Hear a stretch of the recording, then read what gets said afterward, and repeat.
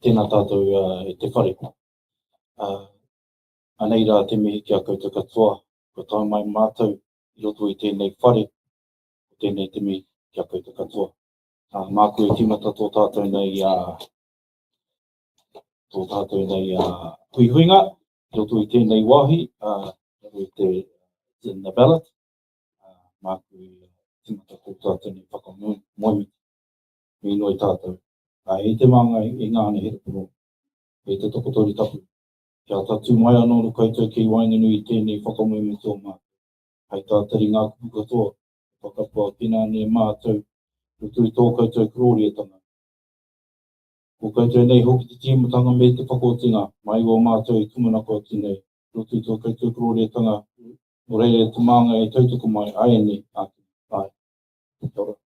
Okay, good evening. These candidates here are vying for your first preference vote on why they should be your next councillor. But with every election, there's one thing stepping in their way, and that's your vote.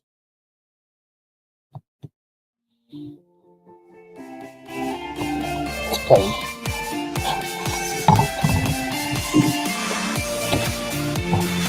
That's fine. That's right.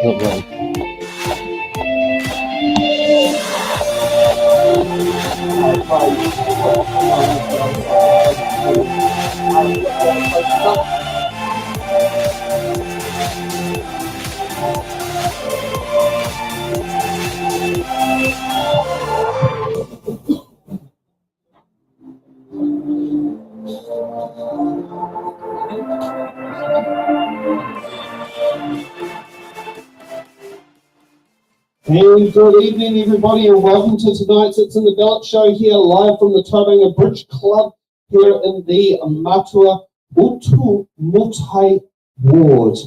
And I hope everyone's going well tonight and getting everything all ready there. I would like to introduce it's unusual to have a second person in here, but Brody's getting ready for the Te Awanui Award show in 2 nights' time. I'm going to be giving him the keys, but we thought we would give him the old plates here tonight. How's it going? Very well, thank you, Sam. Kia ora everybody, I'll introduce myself. Ko Brady Tōprenua, Brady's my name. Mō Kotiranga, Airangi me Ingarangi o Tupuna. My ancestors hailed from England, Ireland and Scotland, and I'm proud to I'm born here in Tauranga Moana, beautiful Bay of Plenty. And like Sam said, I'm getting the keys tomorrow night, so he's giving me a bit of a Thursday night rather. Come along to 7 p.m, our Te Awanui Māori Ward show at Te Wharikoro o Maua in Bethlehem, and I'm proud to be alongside the bro here tonight, helping to bring Ōtūmoetai Matua Award to life. How exciting! How long have we wanted another elected to council? Too long. Who are the people who are going to bring us back there? Let's kick off from this end. Was it name of who they are, and you'll need the microphone. I'll check the thing again. I turned off the other night, and it's better. I'll look. Nice question, Hello, I'm Susie Edmonds. Hello, I'm Zach Reader. Hello, I'm Computer. Hello, I'm Glenn Crowder. Hi, I'm Mike Rayner. Good evening, I'm David Webb.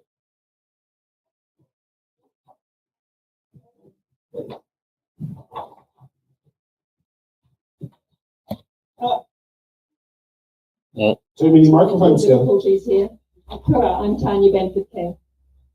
A noise suppression is Evening, my name is David. off, so it's not that Everyone, sure what it is.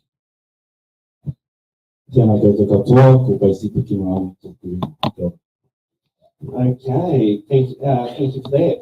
Now let's get ready for opening statements. Tanya, you are alphabetically first. Let's kick off. If you want to, you're welcome to do so. This cameraman ain't quite so fussy. I'm tethered.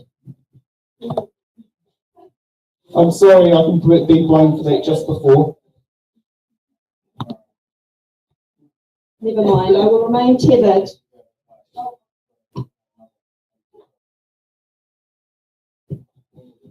You can start to go back again, and you can contribute to our internet connection failure. By the tangling of the web of things in there, it's more than just one off. But let's get moving. We're tethered now, we're free. We'd love to hear from you again. I love being free. Love it.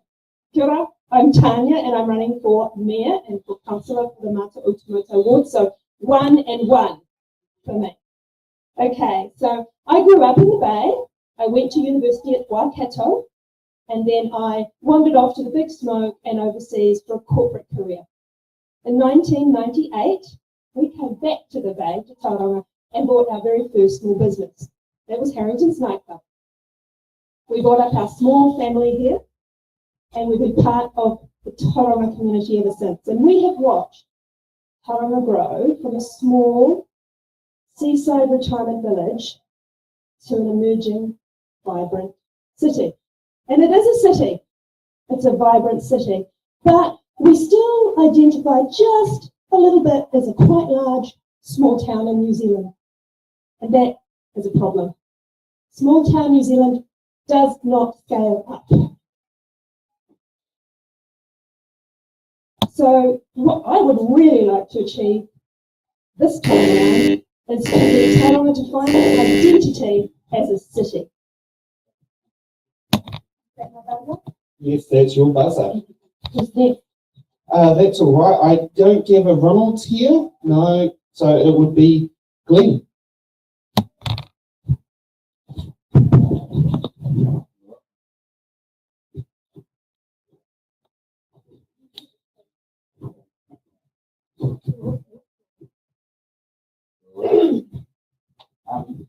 Yeah, thank you. I grew up here in Matua-Otūmoetai, been involved in a number of community organisations. Oh, can you? Right, okay. That's really different. I'll say again. I grew up in Matua-Otūmoetai. I've been involved in a number of local community organisations. I've worked for a regional manager of a business network, and in recent times with Sustainable Bay Connected Trust. So I've done a lot with councils. Council does some great things. In recent times, what I've observed is that the council has had some real challenges around sustainability, around the sustainability of our growth agenda in particular. There have been a number of consultations that I think were quite unbiased, also biased, and these need to be transparent and unbiased discussions with our community that can't afford to have predetermined agendas. So for me, this has raised a lot of questions. I've got involved with a lot of community networks and been persuaded to run for council. And my goal here is to try and become more community focused, to do things that are actually responding to the needs of our community rather than to what the desires are of a really a relatively small group of developers who are pushing this agenda. Okay, next up, Susie.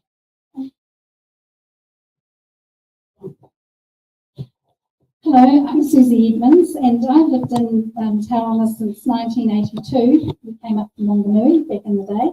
And I had 6 years away from Tauranga when I lived in Auckland, and I lived in Dunedin and Hamilton in those 6 years. So that's my little bit of experience out of Tauranga.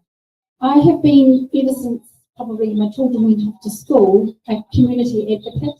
Even before that, on the kindergarten committees and things. So my reason for standing for council has been in relation to the community not being heard and projects that have been pushed through council that don't get any consultation. And it's interesting to hear that we've had the commissioners say that they consulted.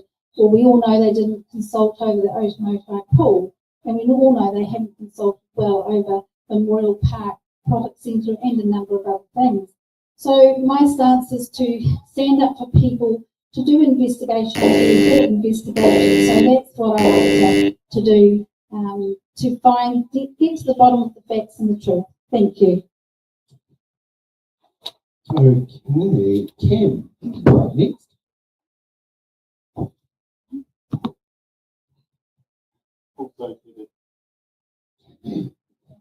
So last minute microphone switching around. Hi, I'm Cam Holman, and I'm running because I believe Tauranga has a positive future, and I want to help build that future. So to me, that's more than just the facilities and infrastructure that the city needs, but it's also building a strong sense of community. So I want to work as part of a collaborative team that shares that vision, and I want that team to be something that I want them to develop solutions rather than just point out problems. The city's growing, and we need to balance that growth with a fiscal responsibility. So the new council will have the long-term plan to guide its deliverables, but they will need to ensure that they develop that plan so that it continues to meet the needs of the city, represents value for money, and is aligned with what the people of Tauranga have asked for. So if we can deliver that vision, then I believe we can elevate Tauranga to be the best city in New Zealand to live, work, play, and visit. Okay, and I just want to confirm Jim's not here, followed by Ken. Then that makes it to Basie. Good everyone. My name is Matua-Otūmoetai, if you didn't catch it the first time. I'm standing in this ward because in the Matua-Otūmoetai ward, because I am a father of six. Like my children, we have two which are grandchildren as well. We need to pave the way for our future, and I'm here to shake the tree and get rid of any cobwebs that may be still around. So all I can do is bring my best. I'm not going to promise anything. All I can do is bring my best. So, kia ora everyone. Kia ora, Basie, thank you. At this time, it's tēnā koe Timby. Kia ora, everybody. My name is Timby. For the last 2 years, I've been operating in Ukraine, working in Ukraine, delivering humanitarian and medical aid to frontline villages and people who are in dire need. As many of you know in this room, in 2019, I ran for mayor to break a stranglehold on a city which is, or was, 20 plus years behind. And while the catalyst didn't survive the chemistry has mostly been proven to be exactly as we have needed.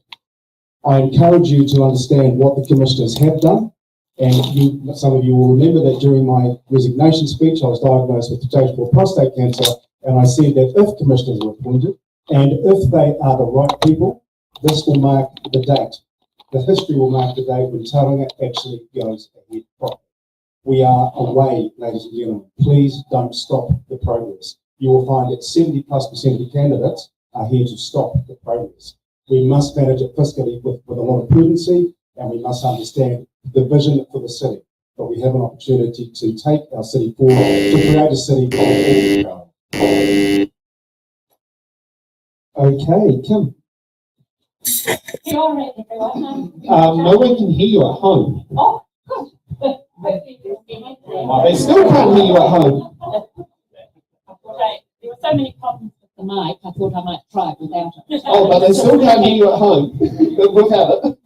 Well, at least I can hear. I'm standing for the role of council because I'd like to help form a collaborative council.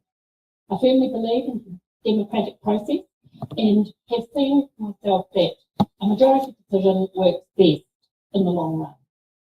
Different perspectives can lead to modifications that will be for the betterment of the project. I am standing as an independent candidate. I want to promote a vibrant, tolerant city, celebrating our diversity and looking forward to future exciting endeavours. Investing in our future is not just about growing business, but a community that works together. And recent devastating events have shown us the importance of this stand.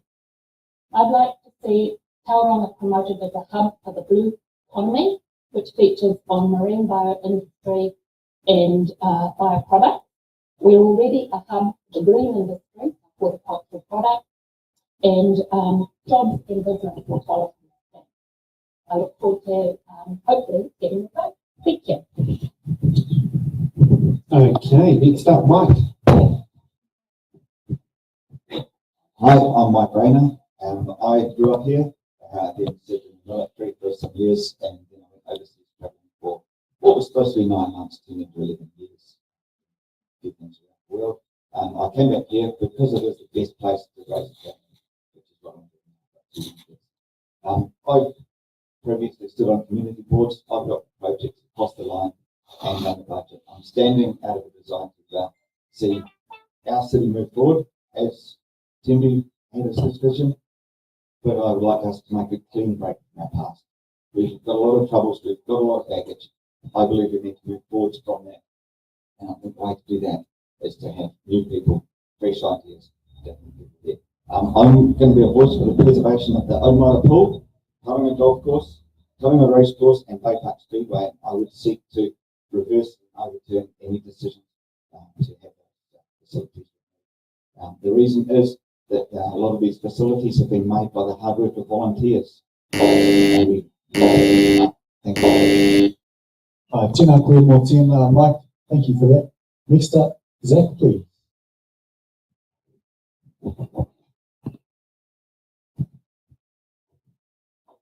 Hello, I'm Zach. I was born in Tauranga and I've grown up here all my entire life. At 5 years old, my mum threw me into swimming lessons at the Otumoetai pool, where I ended up eventually becoming a competitive swimmer and didn't do too bad out of it. I won a couple of national medals, which I was pretty happy with.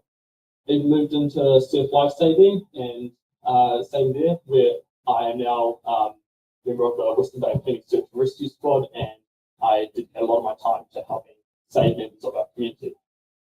I decided to run originally because of the swimming pool being closed down, and I don't want to see our youth being put at risk of having their lives put at risk in the future. I've also seen plenty of youth crime, starting to increase in our community, and we need to have a community that helps guide our youth so they can be upstanding members of society in the future. At the end of the day, I want to put the city first, and not just the youth, but the rest of the citizens first as well. Thank you.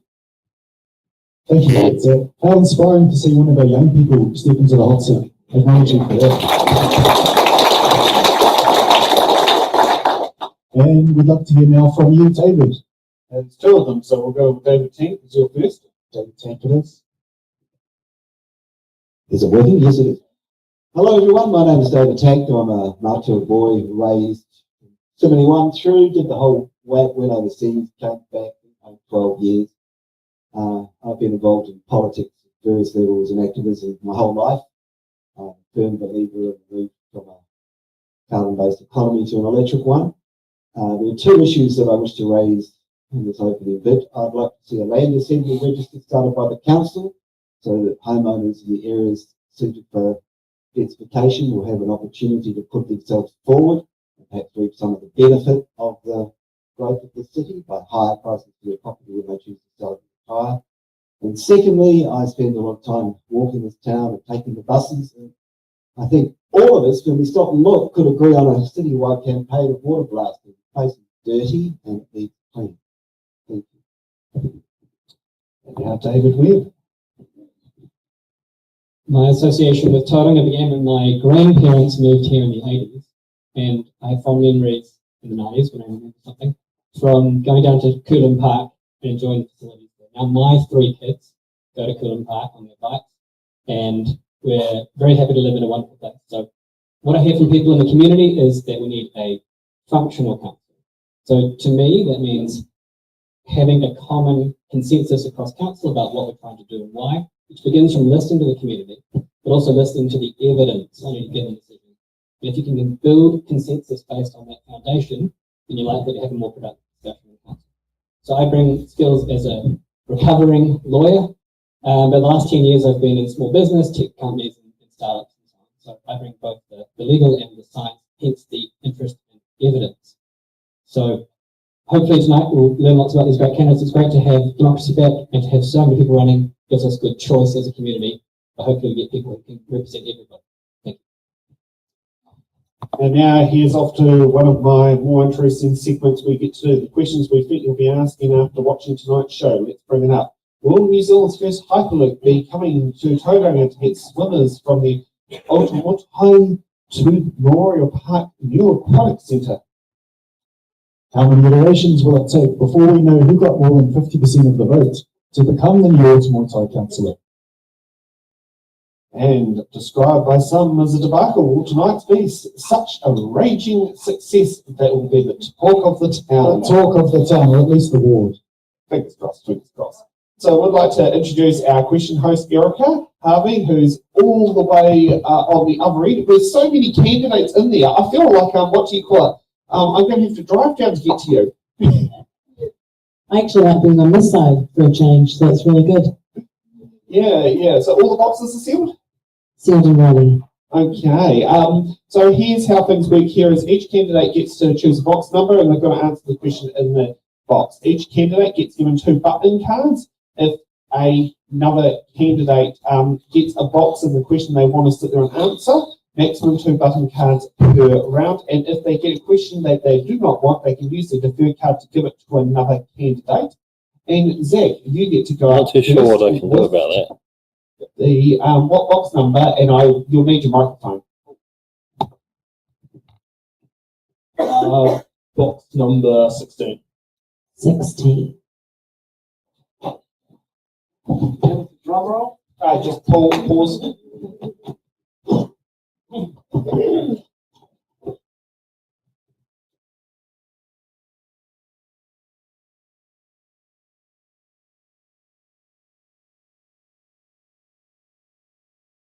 Yeah, thanks.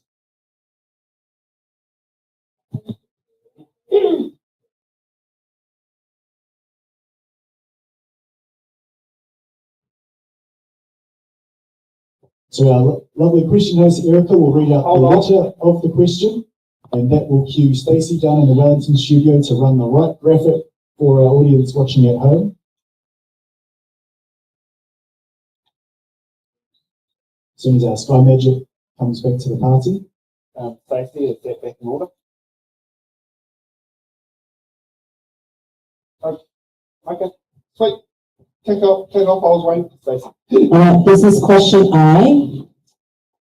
It's yes or no, Zach. Do you support the establishment of Māori wards? Do you support the Treaty of Waitangi, and why? No, I don't support having Māori wards in our community. The reason is I feel like we have plenty of members, Māori members of our community that will be elected regardless of if they're standing just Māori or against the rest of us.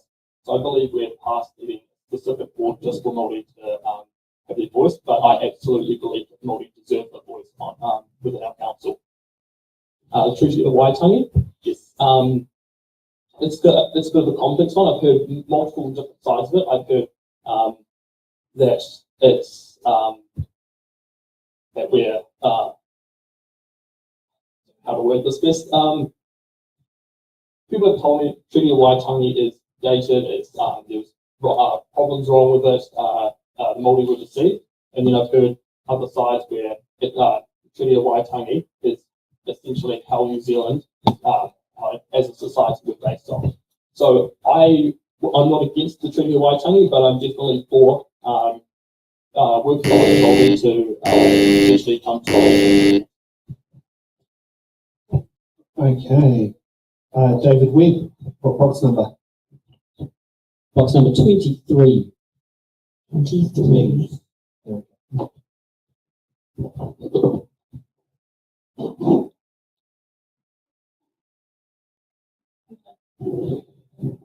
All right. If you were elected into the council, this is question V, sorry. If you are elected into council, will you support the Tauranga Commissioner's strategy, direction, and long-term plan? It says yes or no. I do have a minute, so I'm going to say more than yes or no. Well, I think there are some things we can trim. Again, I'm all about the evidence of a particular decision. What's the return? What's the benefit of a particular decision? What are the alternatives? So there are some things that we need to think quite carefully about. Is it good value for money? In general, I support the direction of the long-term plan and commissioners.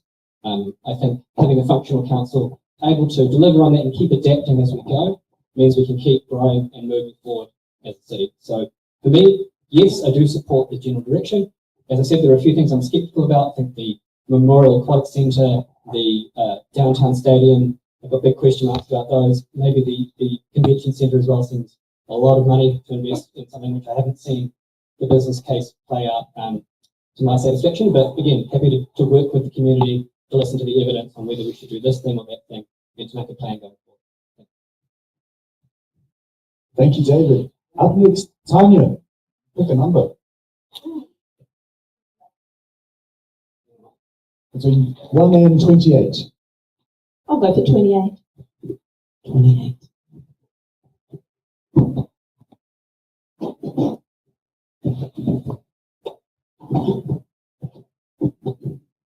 Letter Z.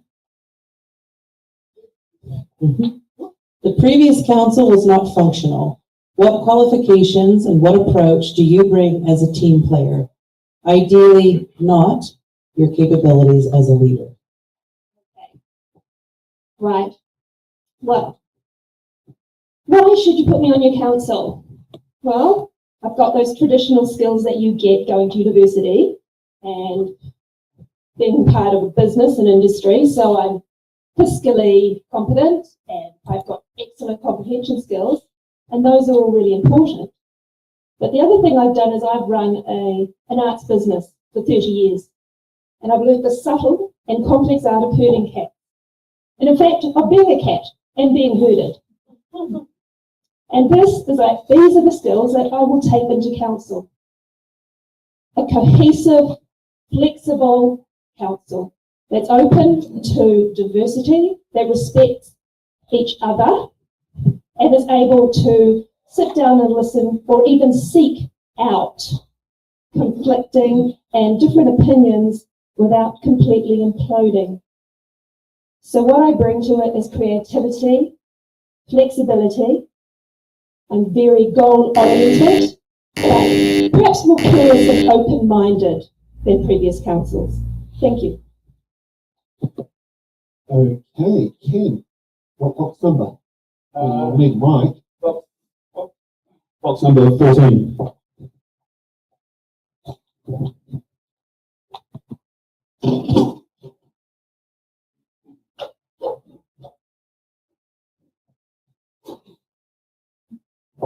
Sounds quite good. Letter M. If TCC services won't service a property, should the property owner be able to have the bin charges removed from their rates and pay for their own service?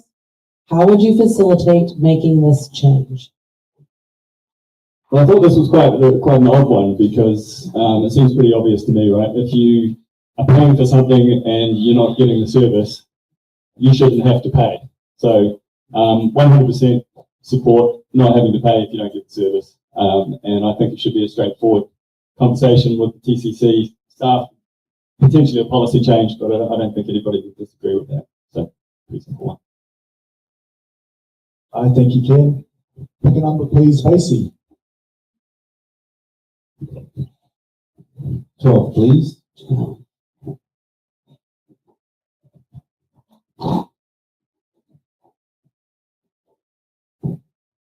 Question number D. The most vibrant and successful cities on earth have grown societally and economically in part through abandoning concepts of homogeneous societies and embracing the diversity of our population. Aotearoa, New Zealand has a population represented by over 1,500 ethnicities, cultures, and social identities. How would you grow Tauranga Moana through actively celebrating all people who call our city home? So we must first introduce the concept in, I suppose, a span of days. So if we hold cultural days that celebrate these cultures, people will get more accustomed to this. So, Oh, that's short, sharp, and sweet. Right to the point. I know. David King. I think I do. And we'll need a microphone so those at home can hear. The good mix. Right, this is question Y. What is your plan to reduce congestion and vehicle emissions? Well, that's not a small one. I'm a total advocate for public transport and electric scooters and electric bicycles and bicycle paths. And I'm rather fond of the idea of a overhead cable car at the moment. The only place I could see it working would be sometime way in the future when we could run one from Tauranga over the mountain out to the airport. Mostly a tourist thing, I imagine. Congestion charges are obviously the £5 a month they're worth looking at. And really, other than waiting for the next tranche of proper automatic robotic cars to turn up, I think that's about it. Thank you, David. Up next, Kim. Please pick a number. For those That's at home. number 2. So we think great minds think alike. I'm reading your box, I'm sorry. It got a bit dangerous with the box cutter. It's all right, they only cost about $1 each. All right, this question is question O. Oh. What alternative revenue streams can you suggest that the council explore to avoid raising rates by an even higher amount? Thank you. You might have heard that I was actually hoping for this one. So, firstly, by not committing to development without ensuring and having a clear vision as to how we will fund them. Secondly, by devoting a proportion of our revenue to retiring debt. We're carrying a huge amount of debt, and that's the past project, let alone the future one. This may result in some tightening of expenditure on future projects, but like everyone else, we should cut our costs to float. There are limited government funds available for development. Priorities should include developing priority opportunities for creating new businesses, especially in the blue economy, which I've already mentioned before. Partnerships with venture capitalists, priority 1, which is here in the Bay, Quayside Holdings and others in town can help us generate new revenue. Councillors need to choose widely where to invest our support, more importantly, your funding. And we have a problem from TV. Finally, someone got to use the card. I was wondering if they forgot they existed. Funny enough, on this question, I started a conversation with New Zealand NZ Super just today with their Director of International Investments. There are ways other than just raising rates that we should have explored when I was mayor. We wanted to for various reasons. I won't go into that. I'm happy to discuss it after this. However, there are alternative options. And NZ Super, for example, invests all over the world.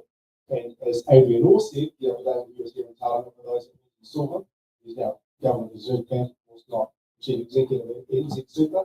During the Christchurch earthquake, no one asked him to go.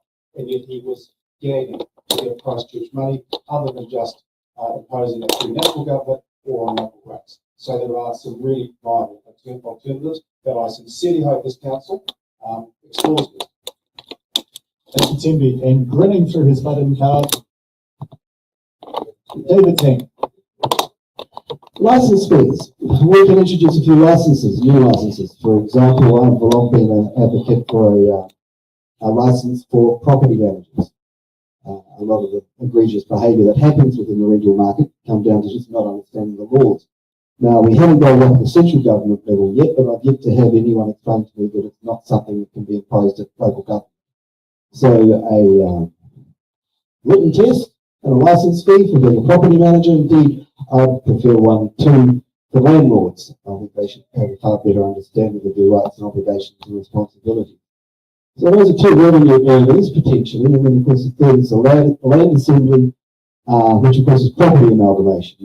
So people in the town, I couldn't imagine that we could provide such a service that would enable facilitating putting them together with property developers and amalgamating property, getting a better return on the property without them putting some money up to $100 or $200 fee to do so. And of course, property owner is interested in being involved in paying too. So there's three ideas right there. License. It feels like you've been speaking to my friend Keith Powell, who's a property manager down in Wellington, who wants the whole sector regulated, including dodgy landlords. Absolutely. Yeah, completely agree. Team B, what box number? Number 1. So, Number 1. Going back to the box color.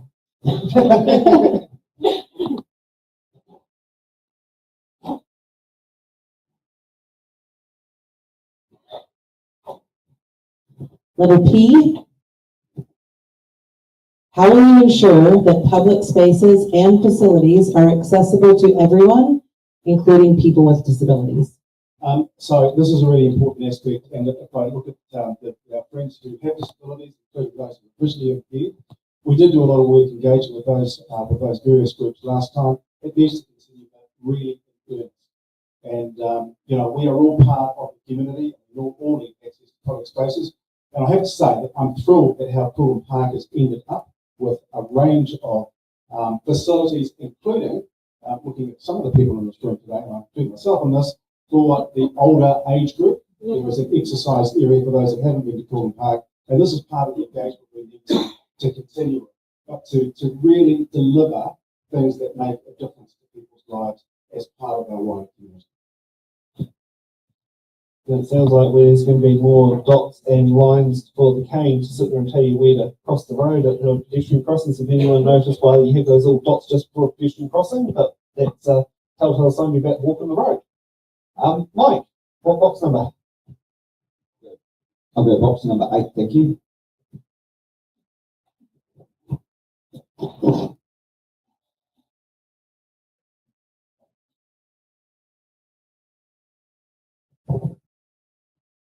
Number A.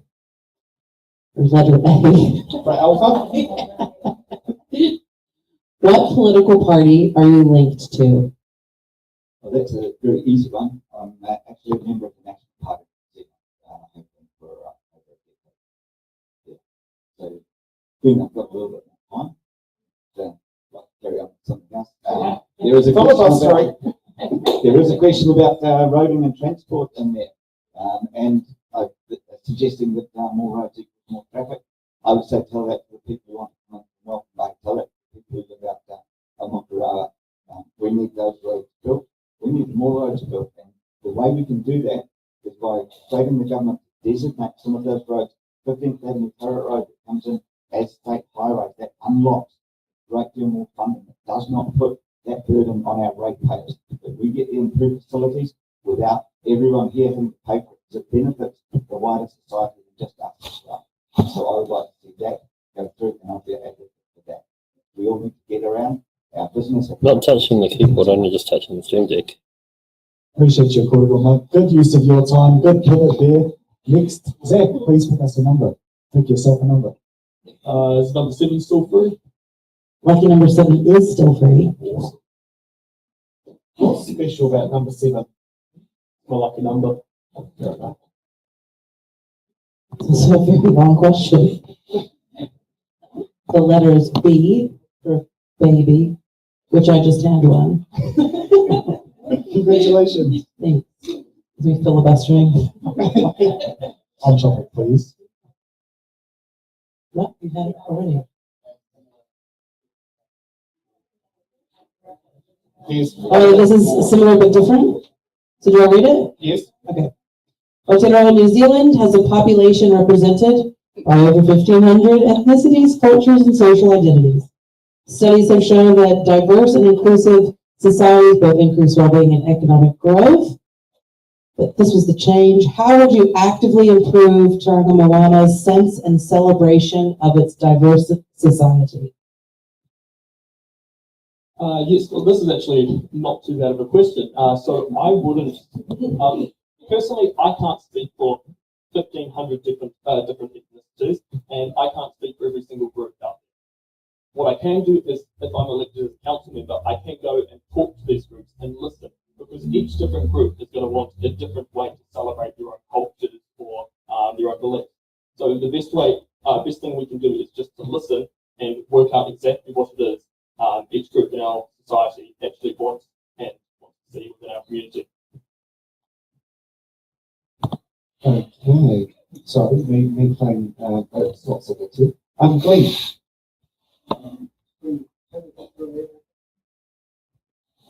22 is.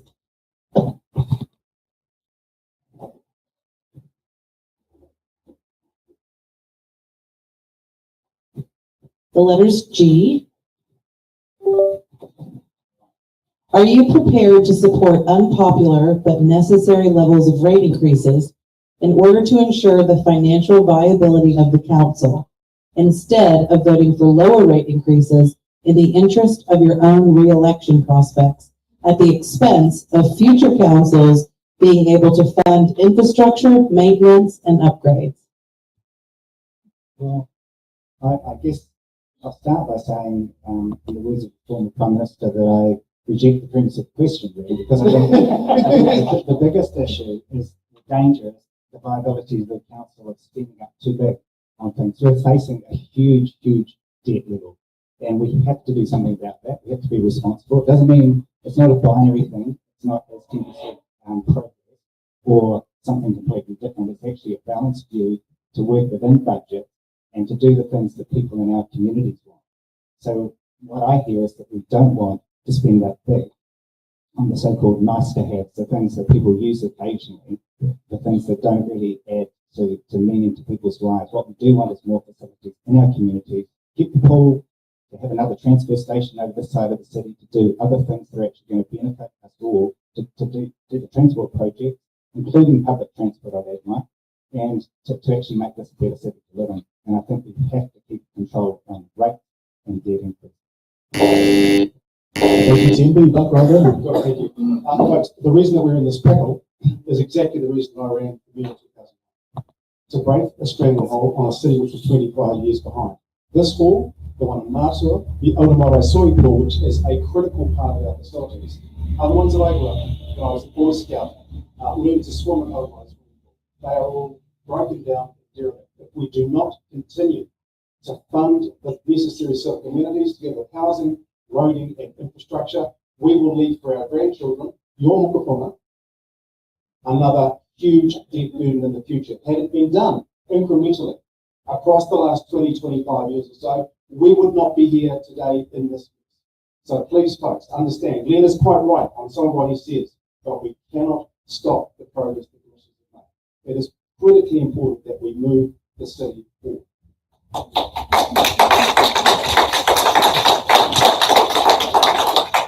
David Ting, can we have a number, please? 19. It is. Those at home, it's 19.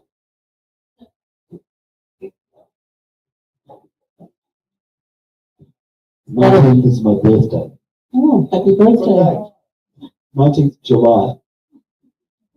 That's a very awkward time for that to be happening. The letter is N.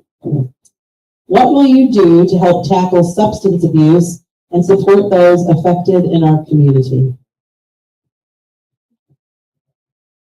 That's really a relevant question for a councillor for Matua-Otūmoetai. That's a national issue. If something came before council about, I don't think we have a need for a safe injection room in Tauranga. I could be wrong, but I don't think that question has a great deal to do with the day-to-day tasks of a councillor from Matua-Otūmoetai. Thank you.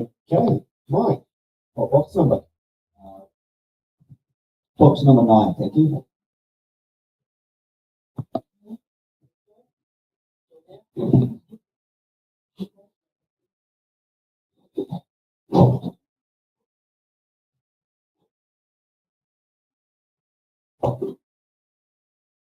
The question is letter S.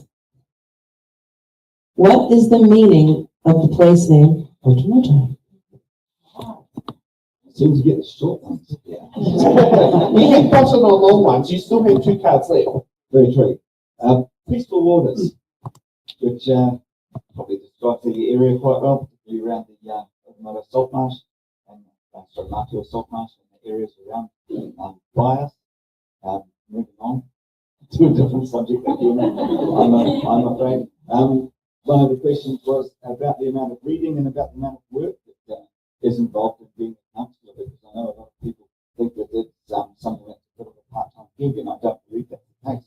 I myself have a trade cert, an advanced trade cert, 2 degree level qualifications, and a master's with first class honours. That took work, that took a lot of reading. That's the sort of attention and level of detail I can get to something, because I believe that when I start something, I don't have an ability to not do my best. I will give something my best effort and my best attention to the best of my ability. Thank you. Thank you, Mike. I'll pick up on that comment and just make a short remark from our hot just as regards the question. We strive that it's in the ballot for integrity across all of our conduct, and we've just heard a beautiful example where hard work and attention to detail can really pay off in our pronunciation of place names. You might ask, hey, what's in a name on the one hand, but on the other hand, there's a lot of significance there. And as we've heard, the name Matua-Otūmoetai links back to that story of peaceful waters, which has a deep and intergenerational significance. So we're also acknowledged that we're all in different places on our journey of te reo understanding, fluency and practice and confidence. So while we're not meaning to make anyone feel embarrassed or uncomfortable, we also do uplift and celebrate correctness with practice. Kia ora. And Tanya, you get the next box number. Another number, please.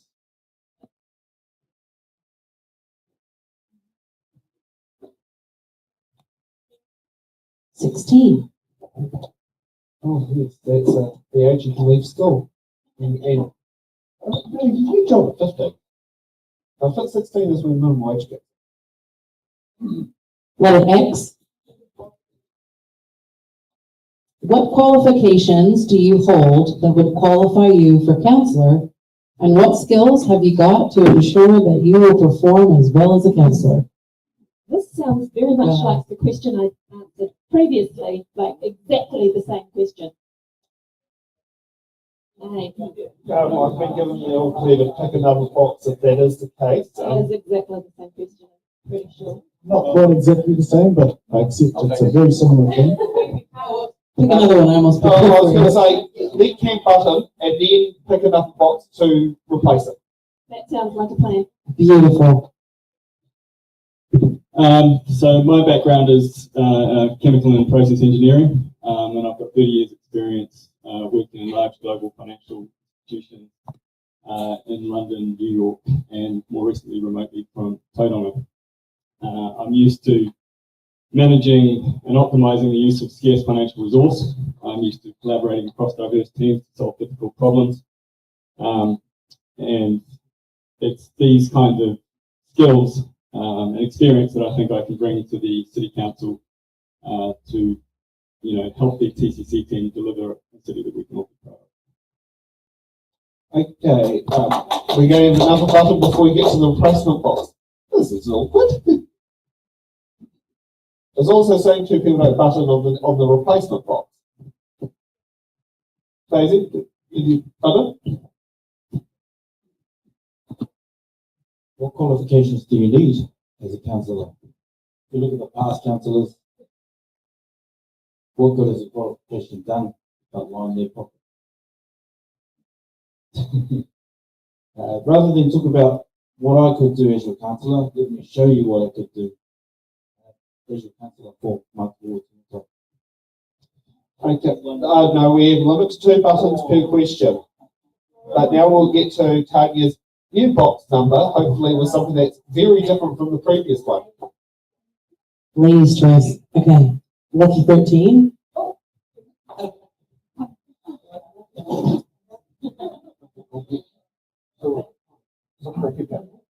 How many councillors do you need? But you can rank them. This is letter J. Given the well-established evidence globally and within New Zealand that congestion is increased when more and bigger roads are built, and also that congestion is bad for the economy, including wages, What policies would you support to improve the mobility of residents around Tauranga City? That's a really good question. Right, and it's a twofer for me. It's inextricably linked with our other major issue, which is housing. So we have horrible traffic congestion, and we have an increasingly pressurised and unfillable housing market. And that's because we're spreading. We're spreading over green fields. So every household that we spread further means it costs more to transport out. It takes our people further and further away from the main centres. We need, and I know this may not be popular, we need to intensify our housing. And I don't mean horrible flats like they have in ghettos in America or England. I mean beautiful, high density, livable, desirable housing in our residential areas, increasing our population intensity so we can afford good transportation options, not roads, transportation. Roads are not the solution to getting people around. They're just another way to do it. Glenn's got a button. Yeah, this has been an area of expertise for me. I'm an advisor to the Regional Transport Committee. I'm also a member of the Automobile Association back in the council. I'm passionate about getting better transport solutions. I think it's a top priority. I do not support what commissioners have done, where they took number 1 and number 2 projects out of our long-term plan, and that's the top 2 transport projects. I think we should go ahead with things like the Hewlett's Road upgrade. I'm a strong believer in better public transport. We need to make it better for local people, and we need to be able to get across the city a lot more conveniently. Otherwise, no one will get on it. I'm not interested in forcing people out of cars, but I am into getting better facilities, better options for people. Now, I think as part of that, I'd like to see safer cycleways for every school. At the moment, parents are too scared to actually get their kids back to school, and I think that's totally understandable. We need to be able to do that. We need to do it more cost effectively. The current plan is for 108 million for the Matua-Otūmoetai cycleways, 10K. We've got to actually cut the cost, but we've got to deliver transport as a top priority. Thank you for that. Can we have a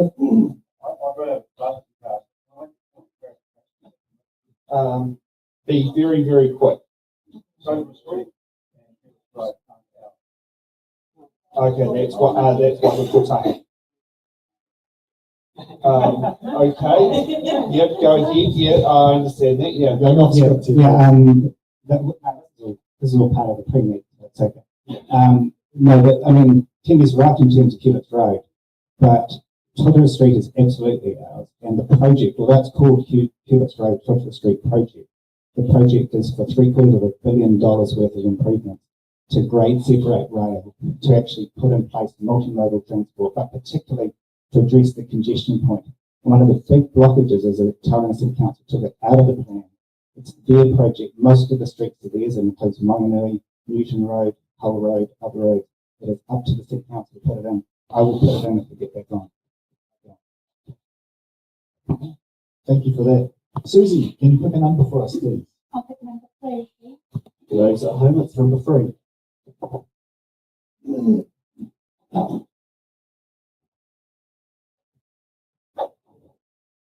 Thanks for being the last one and left out, Erica. Do arrange that. Letter R. Not intentional. If you are elected as a councillor, will you decelerate council spending on unwanted grant projects and concentrate on vital, necessary infrastructure needs, such as roading? Well, Ben's the expert on the roading, so I just won't cover that. I have to agree with Tim Ben that we have to move forward and move our city forward. I'd also have to agree with other speakers that have said, we need progress. But what we also need is we need to be sensibly spending, and we have seen, we now have like a $3 billion debt that's going to be with us in the next few years. So we, as a city, need to watch our spending and do it properly. And if I talk about the Matua-Otūmoetai pool, what happened there is that was just pushed through, and there was no budgeting or anything done. And to say that it was in a bad condition, it's actually not in a bad condition. The 8-year-old report told commissioners it was in a bad condition, but actually it's not going to cost probably $10 million to fix it. It's more likely the investigations we've done, be a maximum of $2,000. So we have to make sure that whoever's making the claims, that we check that they've got it right, because some of the staff are getting a lot wrong. So we want to move forward, we want to be positive, but we also need to do it with integrity, with decency, and collaboratively, and get it right. And Kim, that's right in. Nothing away. Thank you. I would like to agree that vital infrastructure is a priority, I would say, at the stadium. Firstly, we need to repair the obvious tails, for all of you, I think, potholes. I've also seen resealing done on roads, and us having worked in a council previously, not this one, I believe that this is due to it's scheduled. After a certain period of time, a road is scheduled for resurfacing. The reduction of traffic during COVID has possibly allowed us to postpone some of these projects that would automatically be done in another environment. We, as has been mentioned previously, NZTA has jurisdiction over a number of roads in Tauranga, and we need to be more active in promoting them up onto the national agenda for work. And some that spring to mind are the road out to past Bethlehem, the Tauranga change, and I'm sure there's another.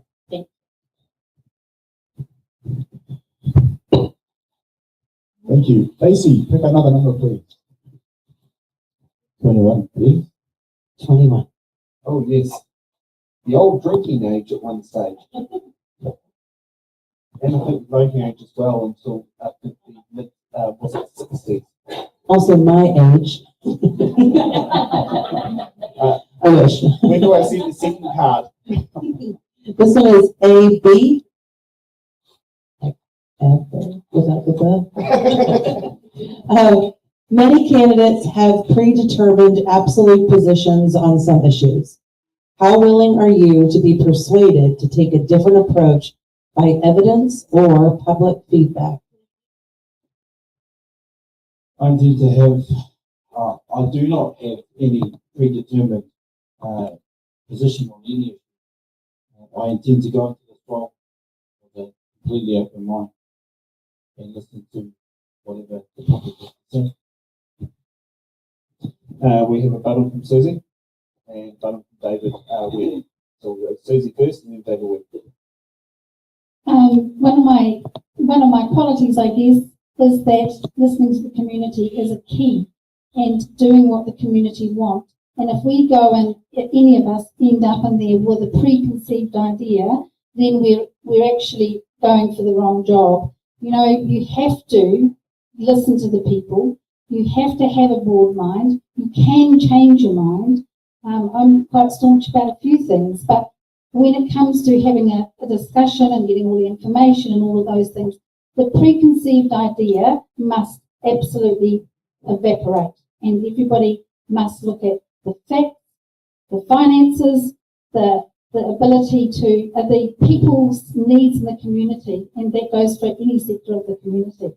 And I think that the important thing for me is that the community are heard and not patronised, and thank you very much, ma'am, and then we go and do a different thing. I think that's the key, is that often people don't stay with their word when they have are being campaigning, should I say. I make no promise except to say that I'll listen to the community.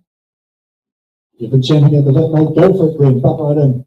David. David, sorry. That's all right. Oh, my apologies. That's right.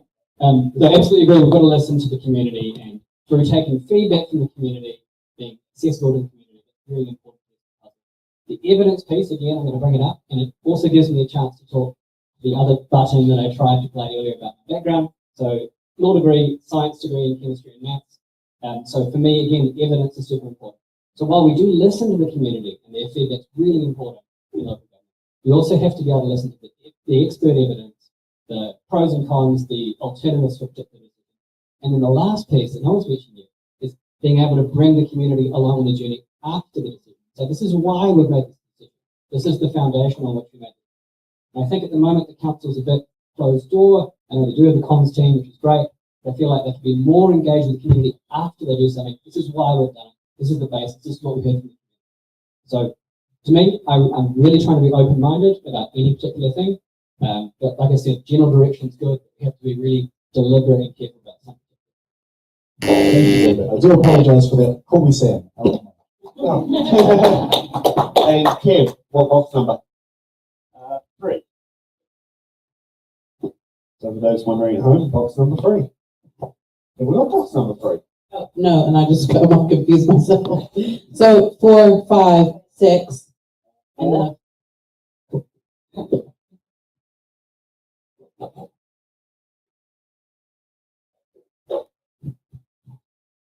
Oh, this is a question from one of the young people.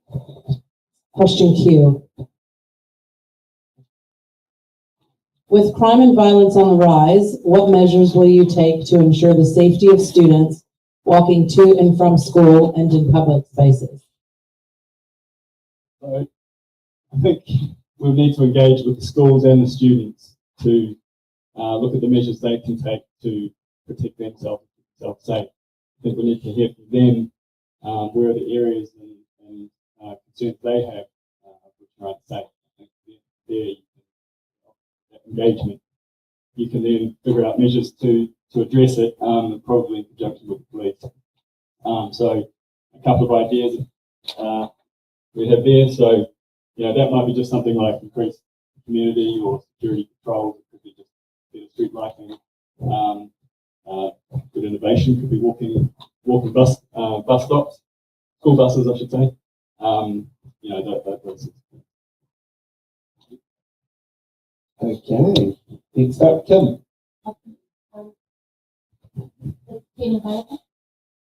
Yes.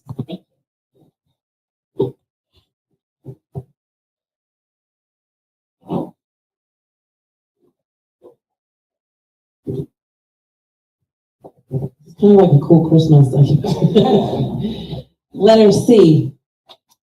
In recent years, violence directed toward Aotearoa, and in this case, Tauranga Moana's LGBTQAI community has increased, most notably with the destruction of our community's Rainbow Youth Facility in an attack. How would you create a Tauranga Moana that actively promotes the appreciation of our diverse communities? Thank you. We all have a different life story and experience. Tolerance and collaboration ensure we'll benefit from different skills and energy people can bring to our community. I would support the Rainbow Artwork Crossing and proposal and other initiatives that provide insight and education around valuing diversity of all sorts across our fellow community members.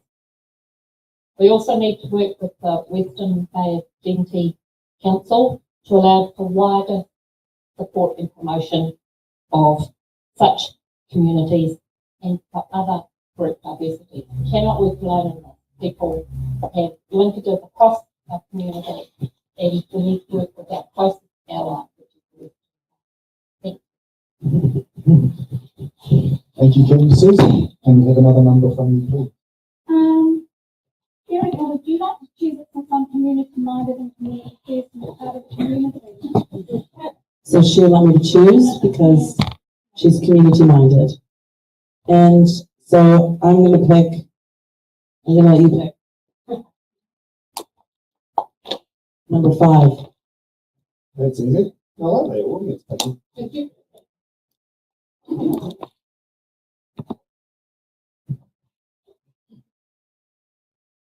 Letter U for umbrella. Do you support a museum for Tauranga City?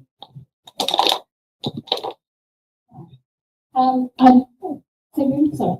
I don't support the museum in the middle of the city, and the reason that I don't is because the community actually voted against it. And I think that that is one of the things that's really upset a lot of people is that, you know, this went to referendum, community voted against it being in the city, and then we've gone and done it. And I think that that's where councils let themselves down, is by not listening to the community. Now, I know that we want to revitalise the centre city, but we didn't need to put a museum in there. We could have looked at putting a museum down at the historic village where it once was years ago, or we could put it somewhere else. But I think what we've done there is spending a lot of money on something that I think that is going to cost us a lot of money, and it's also going to be very difficult for, in line with our expenditure that we've had. It's not going to be just the cost of the museum, it's going to be the upkeep of the museum as well. We do have a button from David Tank. I do just want to clarify, was that a referendum that was sent as a voting paper out to the voters, or was that a submission where people said they were against? It was a referendum, I think, in 2018, I think. Okay. So it's an unusual process for a referendum to go out on that, but I don't know the local issues. But a lot of people mistake submissions for referendums as well. Yeah, no, it wasn't a submission, it was a referendum, Yeah. and it was in the vote. David Tank? Regards to the museum, I was quite amused to see that that question was there. Do you support a museum when it's a science tour and in the process of being delivered thing? Hearing the arguments about it again after some years, I'd just like to say that I'm so very utterly happy that all of these things that have been used to divide us over so many years are now dealt with and done. And we can move forward in making this city what it should be. For the first time in my life, I am proud of the way this town is going. Thank you. TV, what's number? What's the issue? All right, I'm going to go to the audience. Number 6. The age you must have your kid enrolled in a school.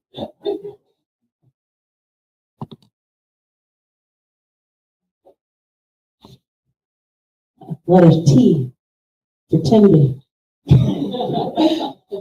What is your strategic vision for Tauranga City? I.e., what will the city look like in 10 to 15 years' time? Something that we will all be proud of. This is not a little city. It's not a big town. It's actually a big city. We're New Zealand's 5th largest city. We have every ability to create something that we're proud of, inclusively, with community, having all the facilities and amenities that we need, getting rid of the gridlock roads, and just ensuring generally that we are part of the game to attract international talent, to get the university back up and running with international students, and not at the moment. And, you know, I really, respect what Glenn has been saying. He does have an expert knowledge in this. To do the things that we need to do to create the city, to get the gridlock changed, is going to need Tauranga Street to become a national road. We can't do it with becoming a local road. It just won't happen like that. It is billions to separate the rail from the roads. Do we have the ability to do it? Sure, across time. But at the moment, we've got all these wonderful projects through the long-term plan up to 2035 or so, 34. We have real ability to create a city that we are proud of. We look like we have 2 buttons. Tanya, you're first. Like I said, right now I see Tauranga as an emerging city, but we still think of ourselves and identify as a small town in New Zealand. It doesn't work, we can't scale up. Okay? What I see for Tauranga is our central city is balanced on thin peninsulas, and Mount Maunganui is all balanced on thin peninsulas. We're gridlocked and we're having trouble fitting in. What I see is intensification in the main city centres with fabulous buildings, because we are Tauranga, they will be fabulous. We'll intensify our population where we've got good walking and public transport and bicycle access to those populations, and sufficient population to support it, with good high-speed transit to our suburbs, which are different again. I see great transportation between the two main hubs in Mount Maunganui and Tauranga City Centre. Not necessarily roads. We don't have options because we will have more people to carry the cost. Okay, Mike, your button. So, my children are 12 and 9. By the time they grow up, we're going to be a city of 300,000 people. And we really have a decision, more or less an inflection point now. Are we going to invest in the future to make it one that's accessible to people from all walks of life? One where we have good quality of life, where we have the facilities that we need to, and we maintain the facilities, particularly those ones that we've already got, that we can maintain, upkeep, and improve those. Yes, that will take investment. Yes, that will take creativity as far as other sources of funding goes, like I discussed with the roads.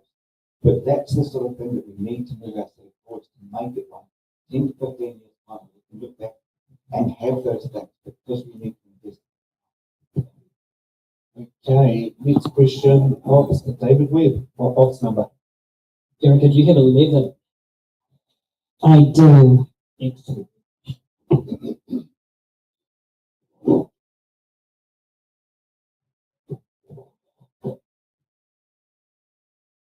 W. Shortly, Tauranga City councillors will be asked to approve a proposal for the installation of rainbow street art in the CBD. The aim of the project is to celebrate our rainbow community, acknowledge our wider diversity, and improve the vibrance of our CBD. Would you vote in favor of the proposal, and if not, why not? There's a couple of questions that we've had around diversity in terms of culture. There's also diversity in terms of LGBTQ. So this particular proposal is for a crossing, which is a traffic installation. Right? So the evidence on transport-related things, on road signs, on crossings, is that they need to be predictable. People need to be able to see, I know what I'm seeing, I'm driving, and I know what I'm going in front of. So while I do support initiatives for supporting and normalising and educating people about different cultures and different ways of living and diverse people, I think this particular one actually becomes slightly dangerous because it's not a clear zebra crossing. So personally, I'd be voting against this. There's many other things we should and do in our city to support diverse people. For example, multicultural festivals in its 25th year. So I'm no on this one, but again, open to being persuaded. I think it's a slight risk. Thank you for that, the candidates, and thank you, Erica, for opening the boxes. We're going to take a mid-time break here, which we know we're a little bit late, but that's what happens when there's so many people put their hat in the ring. And we'll see you back in about 10 minutes' time for hard-hitting questions.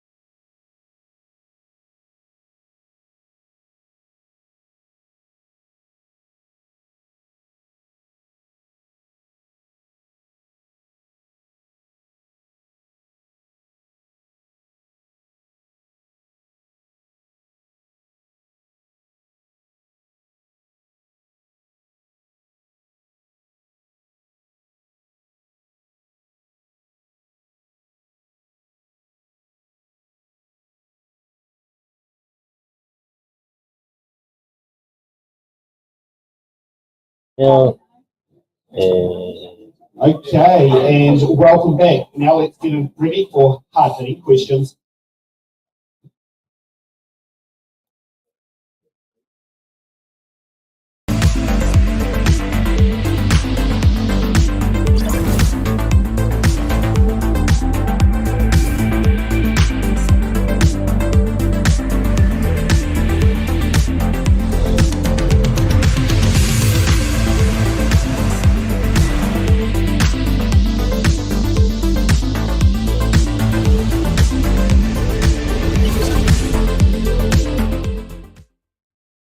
Okay, so hard-hitting questions are the questions that we get all candidates to answer. So you cannot use your button cards, you cannot use your deferred cards because you're going to be answering it anyway. So it's no point needing to have those cards on there. So let's kick off to hard-hitting question number 1.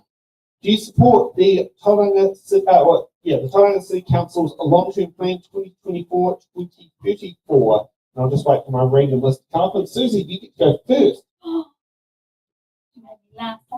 Well, unintentionally. Question 5. Do I support the long-term plan? Well, I've read the long-term plan, and there's parts of it, yes, I definitely support. Just going back on what I said about the museum is already set in the long-term in the plan, so it's not something that I can stand up against at this time. There are things that we're going to have to look at whether they're going to be feasible and whether the due diligence has been done on some of the things that are in the long-term plan. And one of those is around the aquatic centre and the Q2 centre, and of course the Otumoetai pool. And I don't mean to harp on those, but they are in our local area.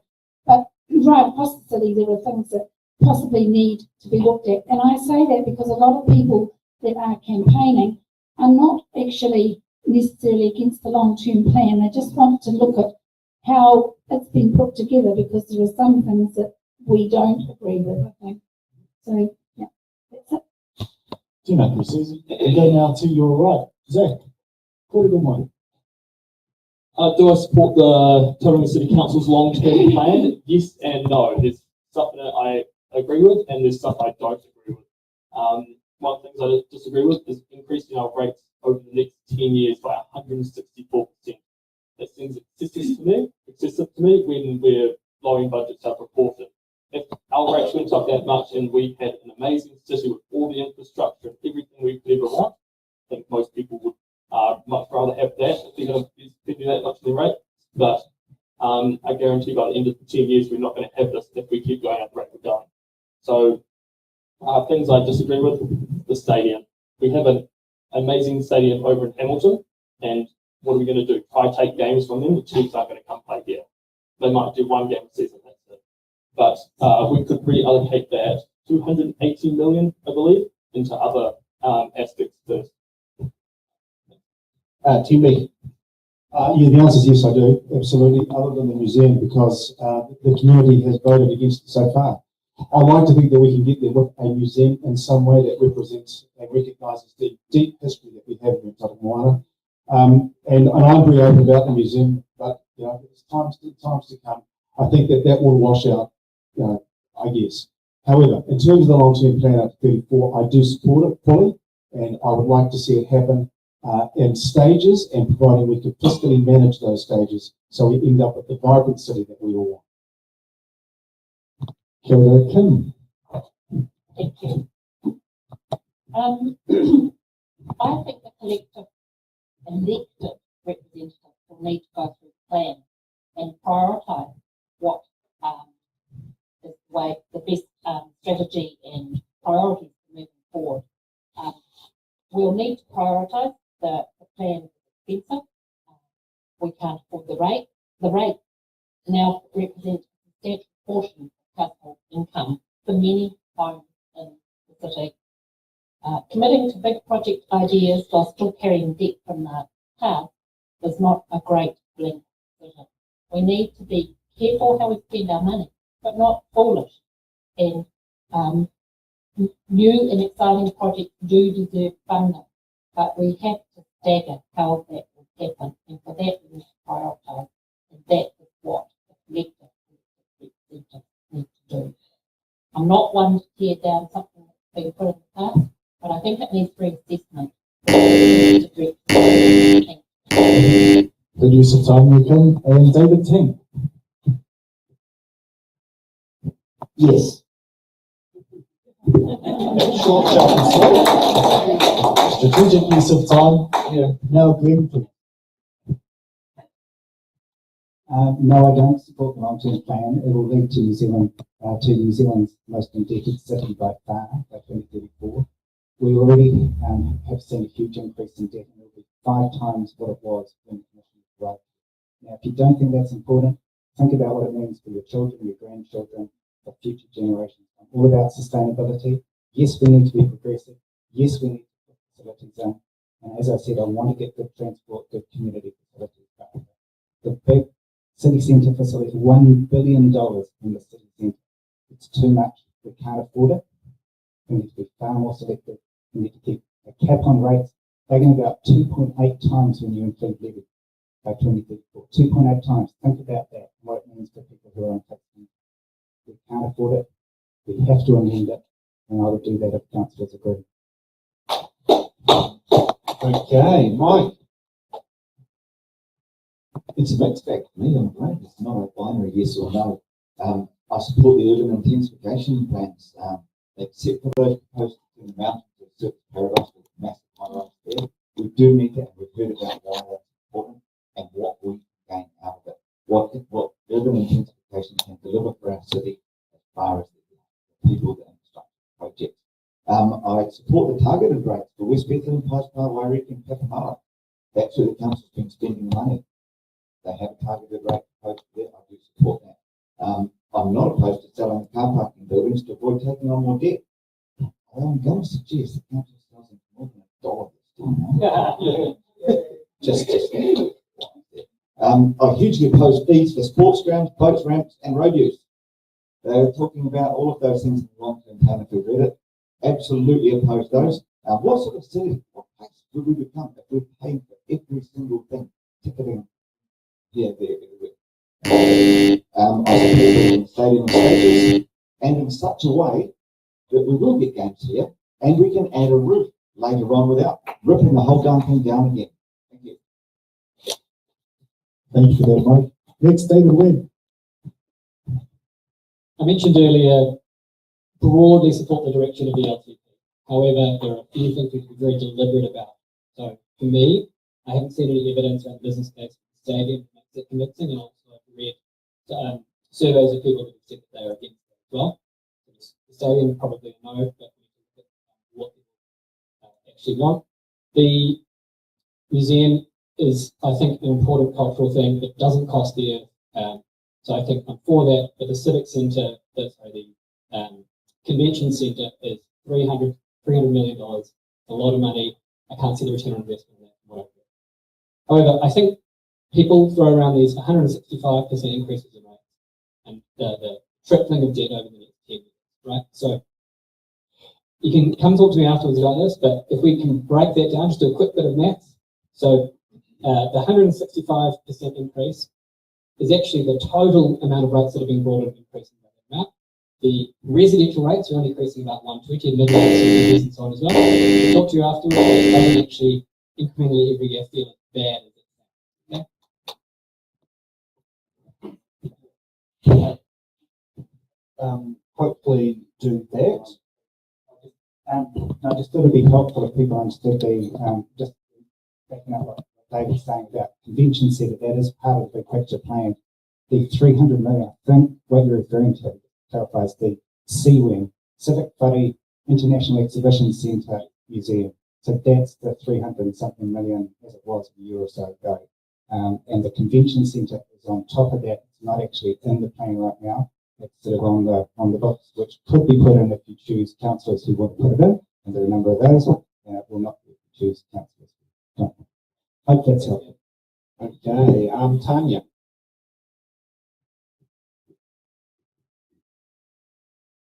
Yeah. Yes, I do. I do support keeping up the momentum of the long-term plan. We have to keep moving forward. I do think we have to show fiscal responsibility in its implementation, and we've already seen some of that happen where things have been moved or delayed. I do think we want to become a vibrant city with sophisticated sports, art, and culture. We want to grow up to be a big city. We want a diverse population that has great accommodation choices and wonderful living spaces. We have to keep that forward momentum. I agree, you've got to look at those figures because they sound a lot worse than they are. There's a little bit of spin going on there with the 164%. So look at inflation, look at the rate base, look at everything else, population growth. It's not quite as painful as it's been spun. And I want to go ahead. I want to live in a fabulous, vibrant, wonderful city that my children will enjoy, and where I can get a cup of coffee after 9 o'clock on a Saturday. Kev.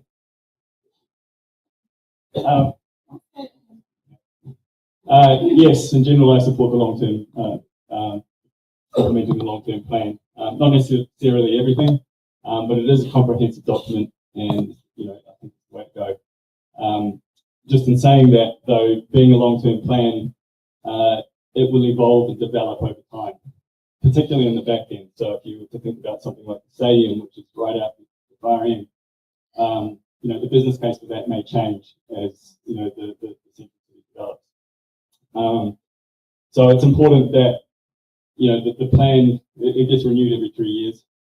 It needs to evolve to ensure that it keeps meeting the needs of the city, that it represents value for money, and it stays aligned with what the people of Tauranga are asking for. Delivering on the long-term plan is key to realising the vision of Tauranga being the best city in the city.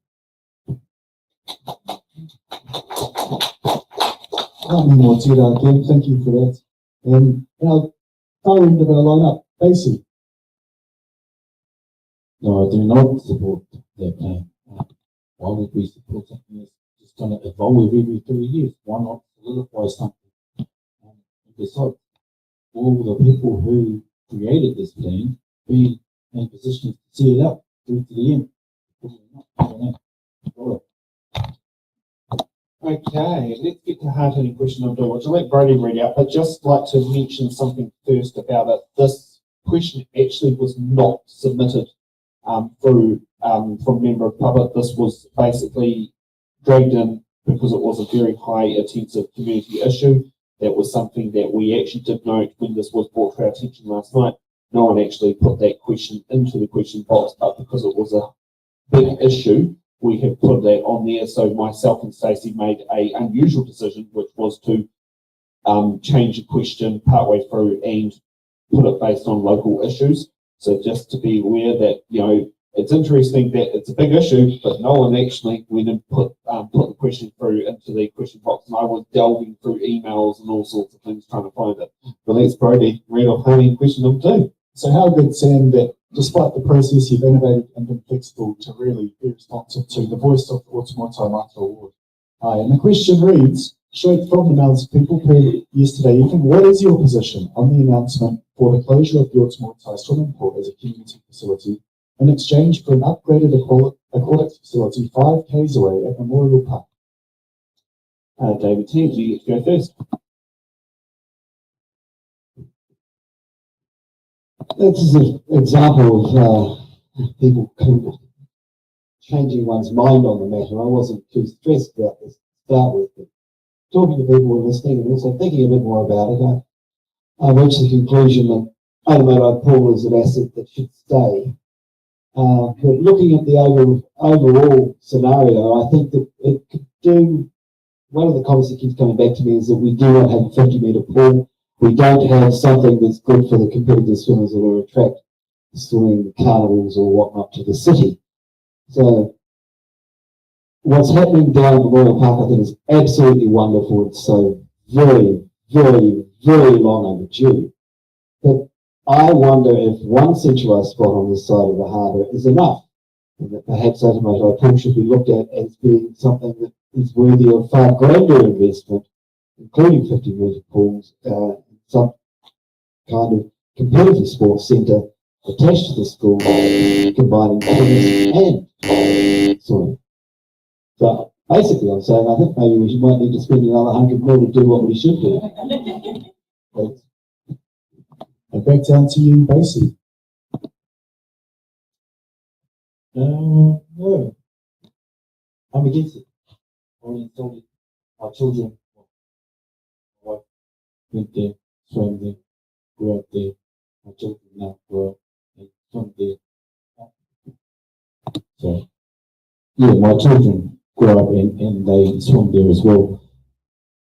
I would, much like my fellow constituent here, would like to see it upgraded rather than moving that elsewhere. And besides, you probably see a lot of congestion in and around that Memorial Park area. So why would you? Susie. I've got 10 minutes. No. You can do your first minute now, and you leave your 9 minutes of live stream later on. Okay. Look, we must keep the Otumoetai pool. And it was in the beginning of all of this, people were saying on Facebook, look, it's terrible, we're losing the pool. The due diligence was not done. I've done a full investigation. Glenn's been very involved in this, and there's been a core group of us that have got together and investigated everything. This pool must stay. It does not need a huge amount of money and spending on it. It doesn't need to be a massive pool. It just needs some maintenance. It's actually been very well maintained, and it's not the disaster that has been put out into the community that it's, on bad ground, etc. It is not on bad ground. They haven't even done a geotech report. It had a crack because it had a leaky pipe underneath it. So that pool has been there since 1968. And so if it was on such dangerous ground, I think it would have slipped by now. We've had a bit of rain sometimes. And it's very, we live right by that pool, and actually it is used a lot. And I don't believe even the figures we were given were correct. So we are stopping. Save the Otumoetai pool. We're not going to lose our pool. Okay, Timothy.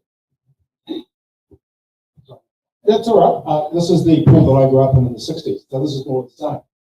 We absolutely need a pool. 29% of the city's population lives in Otumoetai Matua. We need a facility of that sort. I'm going to give you an example, though, of how we could do it. You recall that the Matua base track was when I became mayor, had been broken for, I think it was close to 4 years, maybe slightly more. At its worst, the council came up with a budget of $4.5 million. We did it for 12 weeks for $733,000. And it's still standing. That remediation around the Matua base track, the most walked track in New Zealand of nearly 1 million people per year, is still standing, and it's great. Let's approach this problem in the same way we approach that problem and solve it. Can you please come?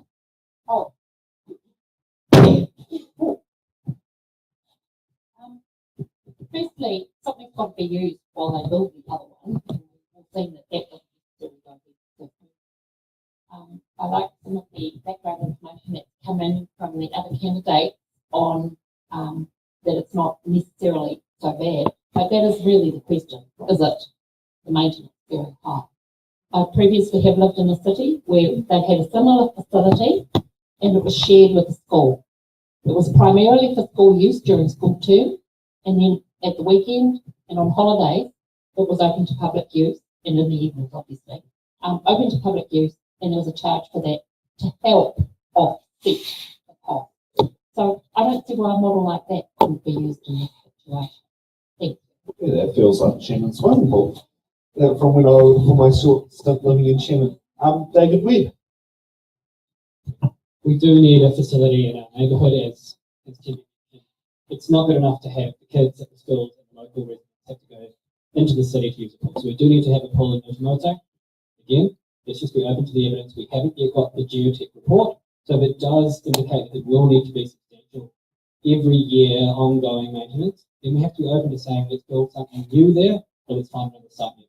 But in principle, we need to get the pool open. It's great that the community stood up and made sure that it didn't get closed until we had the evidence to make it right. Thank you, Glenn. Up next, Tanya. No, Glenn. Please, yeah, Glenn next. Yeah, the name that's highlighted on there at the moment. Now Tanya's highlighted for the next person.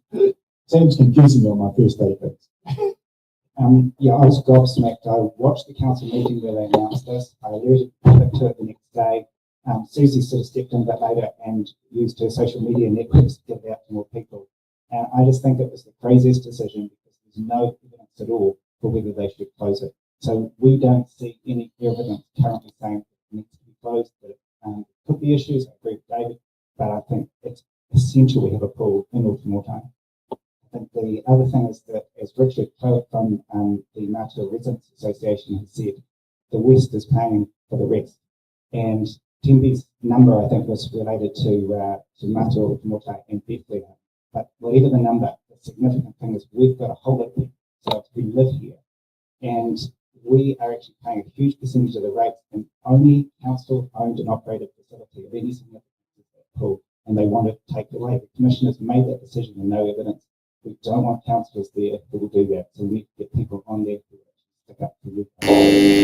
Thank you. Now can we please hear from Tanya? Hi.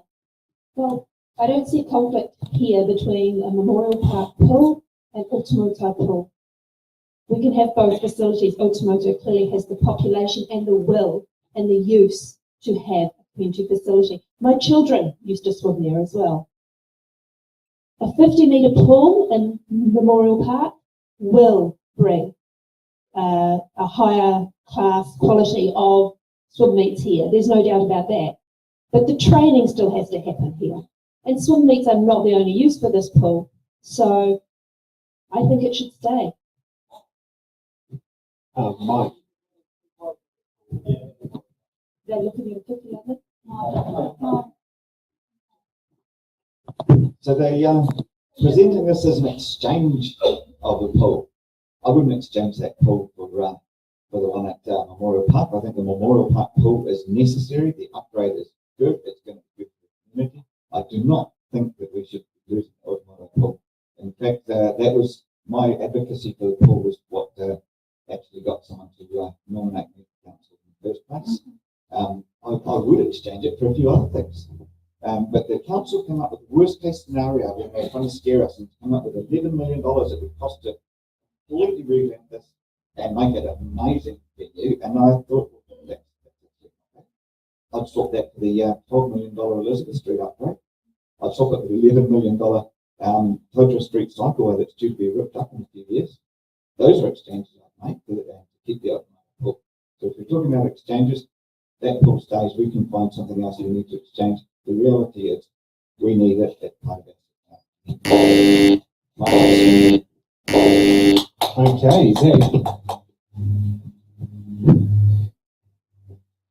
In the summer of 2021 to 2022, 180 people were rescued by our lifeguards on the beach throughout the Bay of Plenty. That's 180 people who will be with us if for the lifeguards.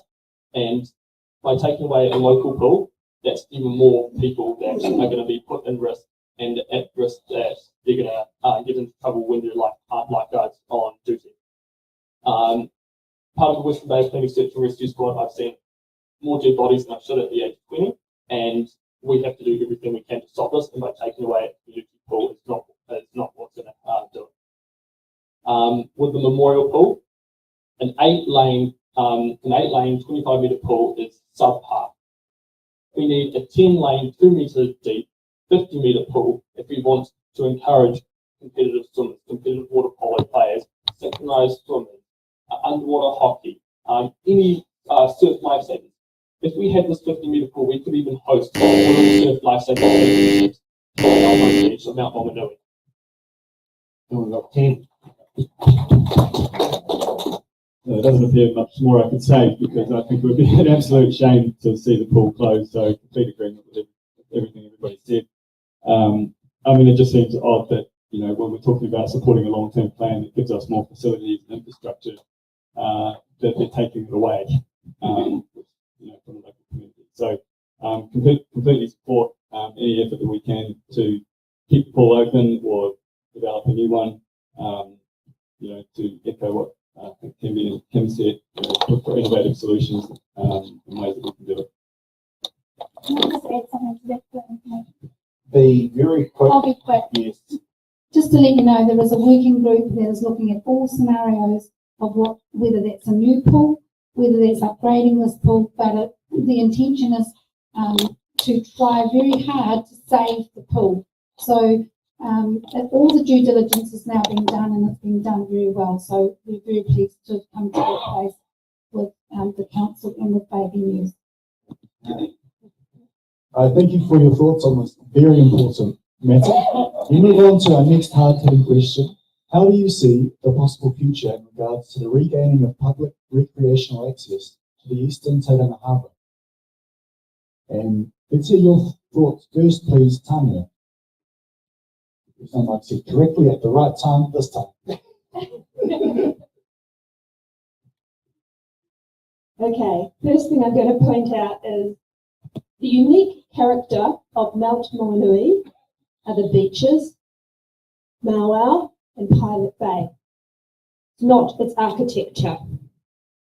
Okay, so the way I see it, what I'd like to see at the Mount is more intensified residential housing, so more people can enjoy those very recreational spots without having to drive in.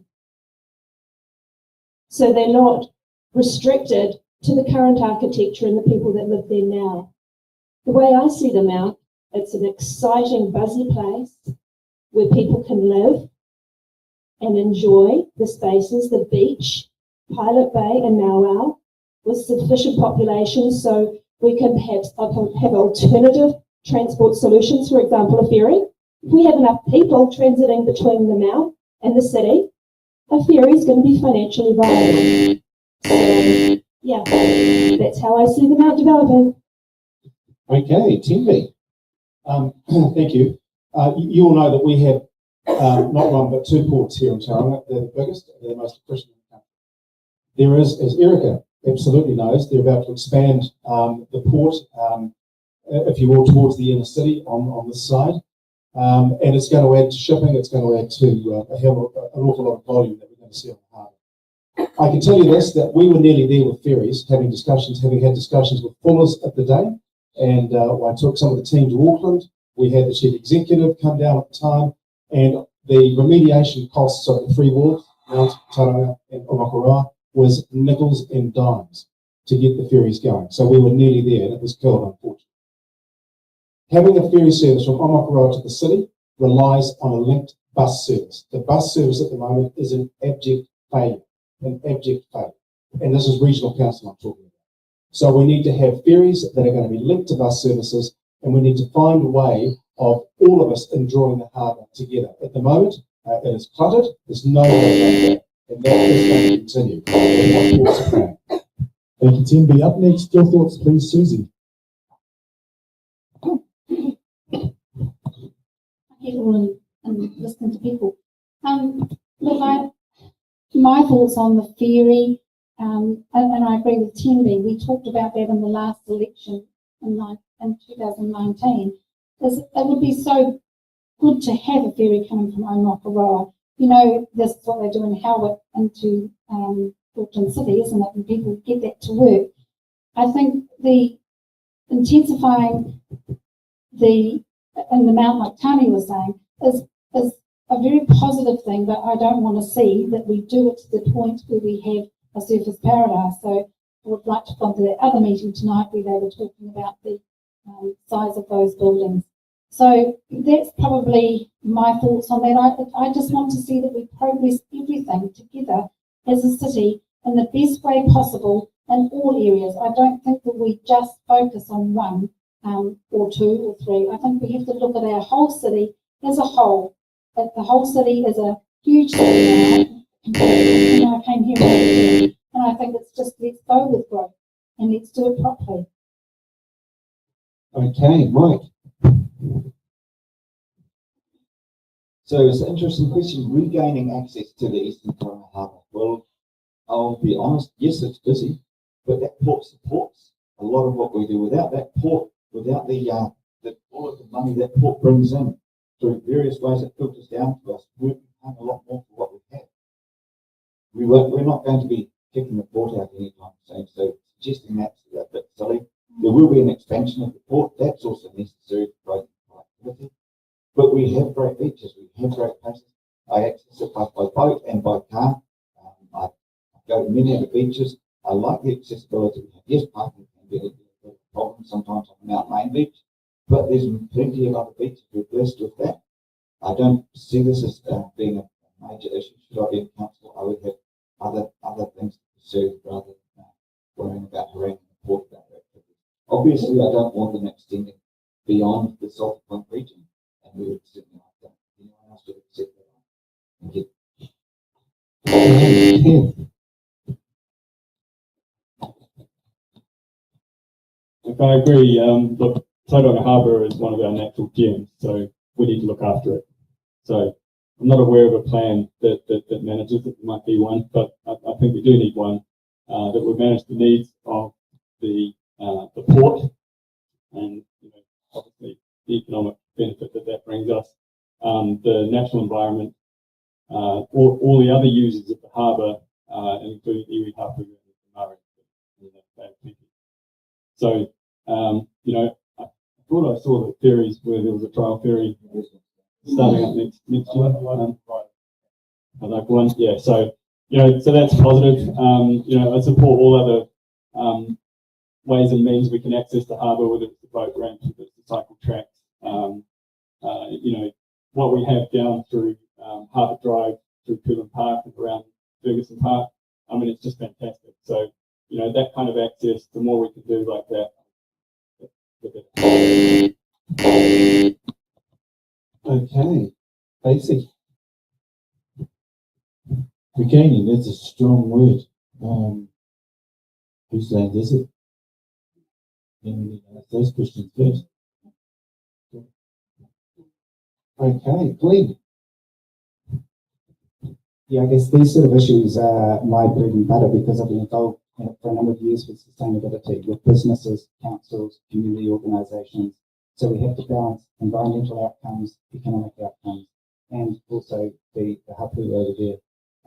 I think this is one of those issues we cannot turn back the clock. We can't get rid of the port, but we have to question how big can it get.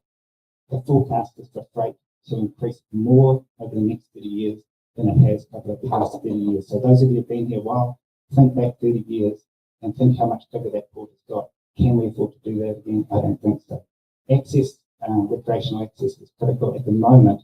The City Council, behind the scenes, well, firstly, they're being investigated by the Ombudsman around this issue, but secondly, they are doing a backroom deal around recreational access being limited at Sulphur Point at the Marine Park. Now, you can have whatever view you want, it's fine. My big issue is all these decisions need to be decided by communities. Councillors will stick up for you guys and not by central government and not by people who are behind closed doors doing it. Thank you, Glenn. Tim.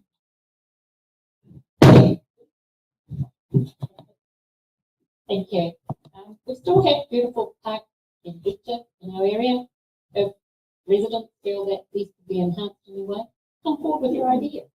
I'm sure the new council will be pleased to hear them.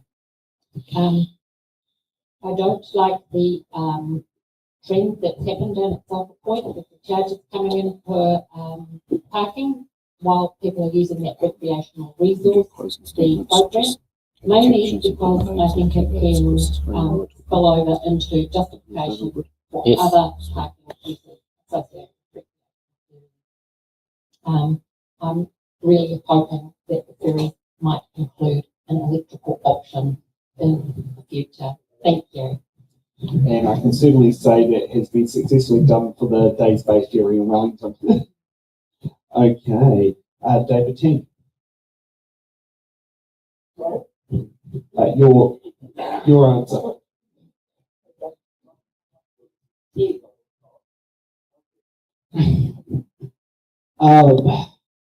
Anything that comes up in council in regard to that area, I will be looking at with an open mind.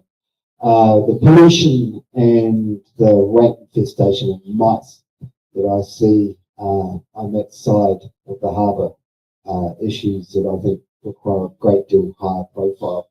Predator-free is something that I think the city should pursue with great deal more alacrity.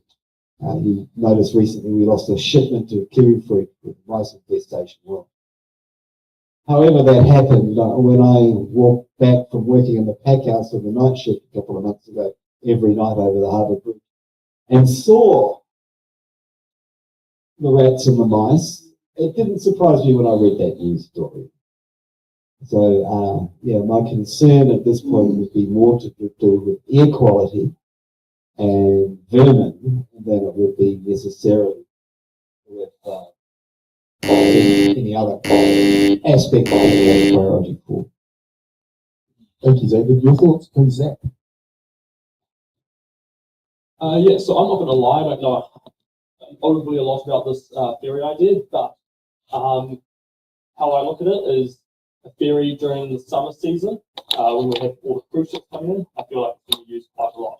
During the winter, I don't feel like it's used too much, and especially driving around the mount, not too much traffic there during the winter. So seasonal ferry, I see that as more viable and definitely a lot less of a cost to taxpayers. Other ways we can encourage use of the mount, the Pilot Bay, all that area is the proposed idea of a single street through the one-way street throughout the mount.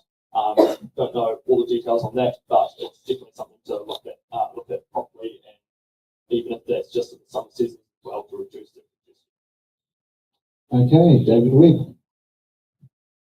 Without repeating what everyone said here, there are a number of competing priorities. So we have port, we have recreational access, we have people using the beaches, people being able to move around. We have potentially this trial for ferries. We do have a trial for ferries. I think we need to be open to placing restrictions on whether the port gets in again. With Glenn on that, and obviously good environmental as well. On the ferries point, I am really excited about that. I do think the connection between the trials between physically Mount and downtown, I think that's really exciting. And I think in the future we have to work with regional council to make that to give a fit to it. So I think we have to keep exploring that. Same as everyone else. Thank you for that, for answering the hard-hitting question. So now let's get to wrap up the closing statements. Each candidate gets 1 minute, and Ken, you need to go off first. No. So, the key thing for me, the focus for me will always be, balancing the city's growth with a fiscal responsibility. So I'm a team player, and I want to look to develop solutions, not just pick out problems. I don't have a hidden agenda, don't have any political affiliations or any pet projects. I just want to do the job. Just to reiterate, I have a background in engineering, global finance. I'm used to working with diverse groups of people to solve difficult problems. I think that's a skill set and some experience which could be put to good use working in council to deliver the vision of a city that we can all be proud of. I live in Matua-Otūmoetai, and I'll be a strong advocate for the Matua-Otūmoetai ward. I am positive about the future, and I'm excited about the opportunity in front of us. So, a vote for Cam is a vote for Cam is a vote for a positive future for Tauranga.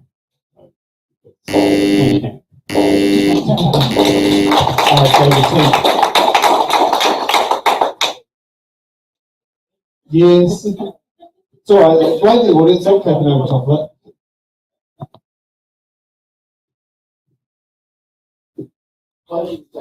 Yes. Another thing I'd like to do is get a viewing platform at the end of Otūmoetai Power Reserve, looking out over the harbour and the harbour entrance. Particularly set it up so that it was a good spot for camera work. Just down next to the garden over there, we have the cherry blossoms, and a lot of tourists and whatnot come through and have their photos taken with the blossoms and done, as you know, all around it. Lovely cherry blossom trees. I'd like to cull the Canada geese down at MacArthur Park. It'd be good that we get that back under control, but do it in a humane manner so that we can harvest the meat, perhaps raffle it.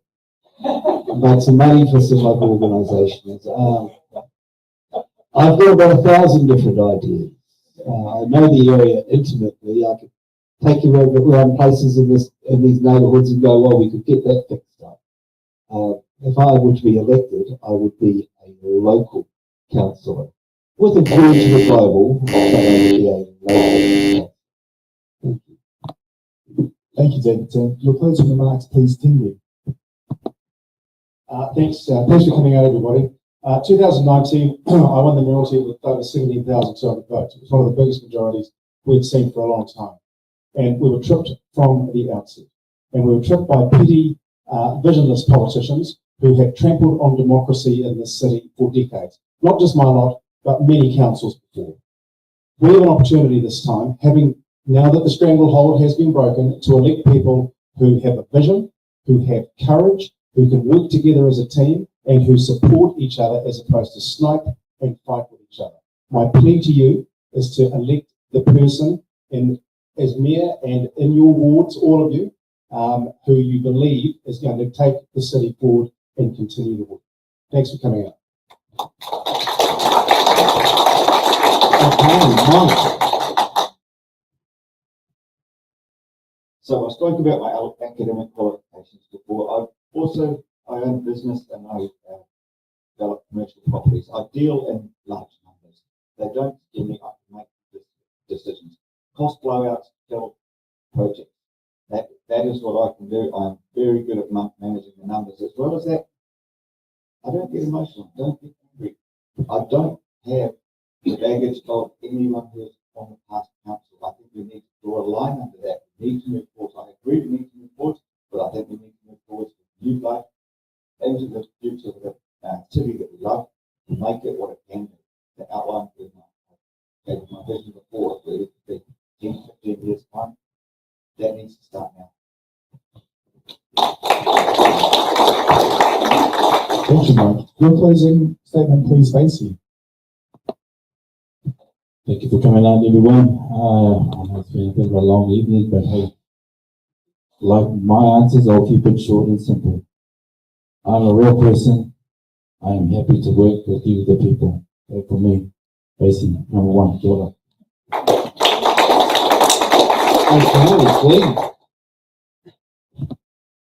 Yeah, I've got a bit of a track record of being a team player. I've worked with communities across the bay, but particularly across Tauranga. I've worked with ministers, I've worked, sit around the council table every couple of months with county mayors and councillors. So I know what it's like to look into council plans and projects. Really all about environmental sustainability, but also financial sustainability. We have to get this balance right. We have to actually move forward, but move forward in a way that's not going to impose a huge amount of debt and massive rates increases. It means we need to change a few things. We need to become more accountable, more transparent in what we do. Some of the stuff, I mean, a lot of people don't see what's going on. I see up close. And there are some things there I think we just need to put. We need to actually be able to come out with a more comprehensive plan that's community-led and do far more to engage with our local communities. So if you elect me, I will get the pool, bring a transfer station if I can to Matua-Otūmoetai and somewhere around this area, because I don't want people queuing up going and listen to it. Thank you, Glenn. Your turn now, please, Kim.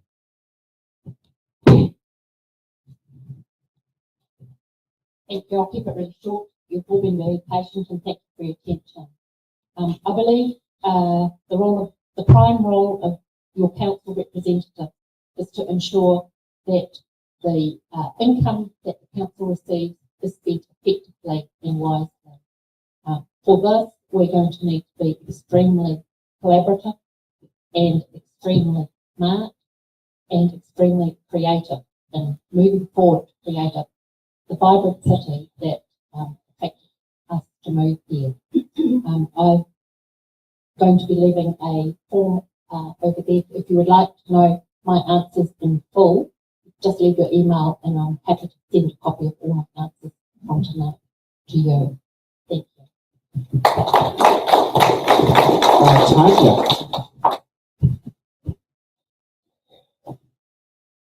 Thank you, Otūmoetai. So why should I be on the council or mayor and represent you? I love Tauranga. I'm invested in Tauranga. I want her to do well. She's growing. Our city is growing. We can't stop that. The only thing we can do is help with the growing pains.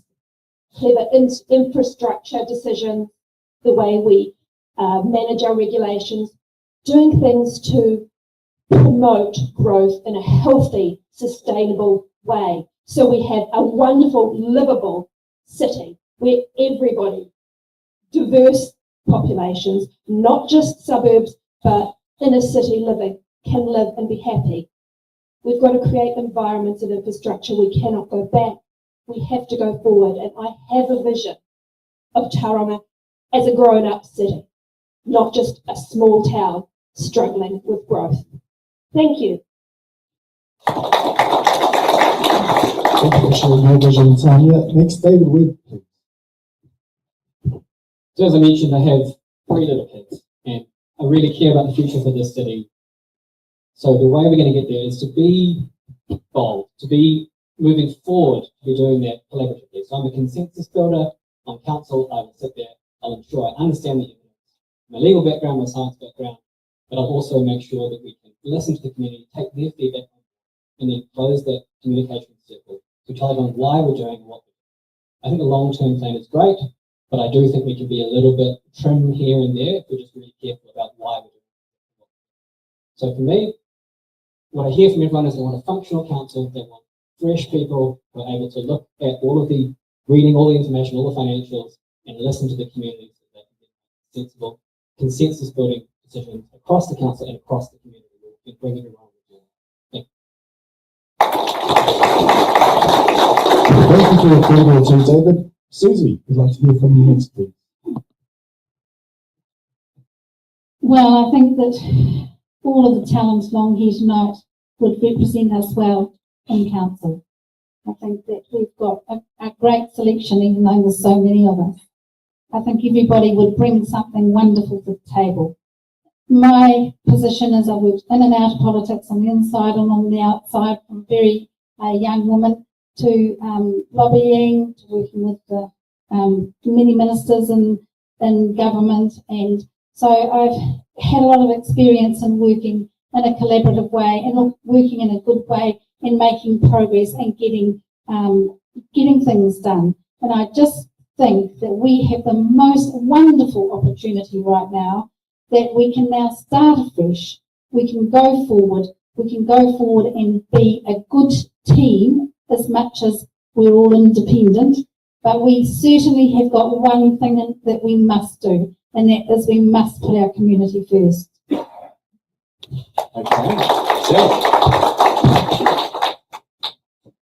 Yeah, so I'm up here against plenty of people who have much more life experience than me, and people with much fancier degrees, whether they're a lawyer or engineer or whatnot. But the thing I can offer you is that I want to listen. Whether it's something I said tonight that you disagree with or agree with, something you want to shed more light, or ask me something else, please reach out. I'm here to listen to you and share my views, and whether we agree or disagree at the end, it's about sharing our voices and bringing the voice of our community to our local council. So a vote for Zach Reader is a vote for the voice that wants to listen.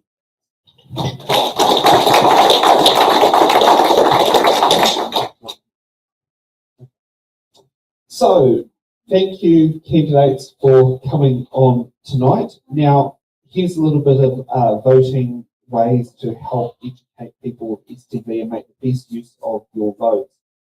This election, whoever ends up in the top position will have, after redistributions of preferences of votes, will have to have 50% of the vote plus 1.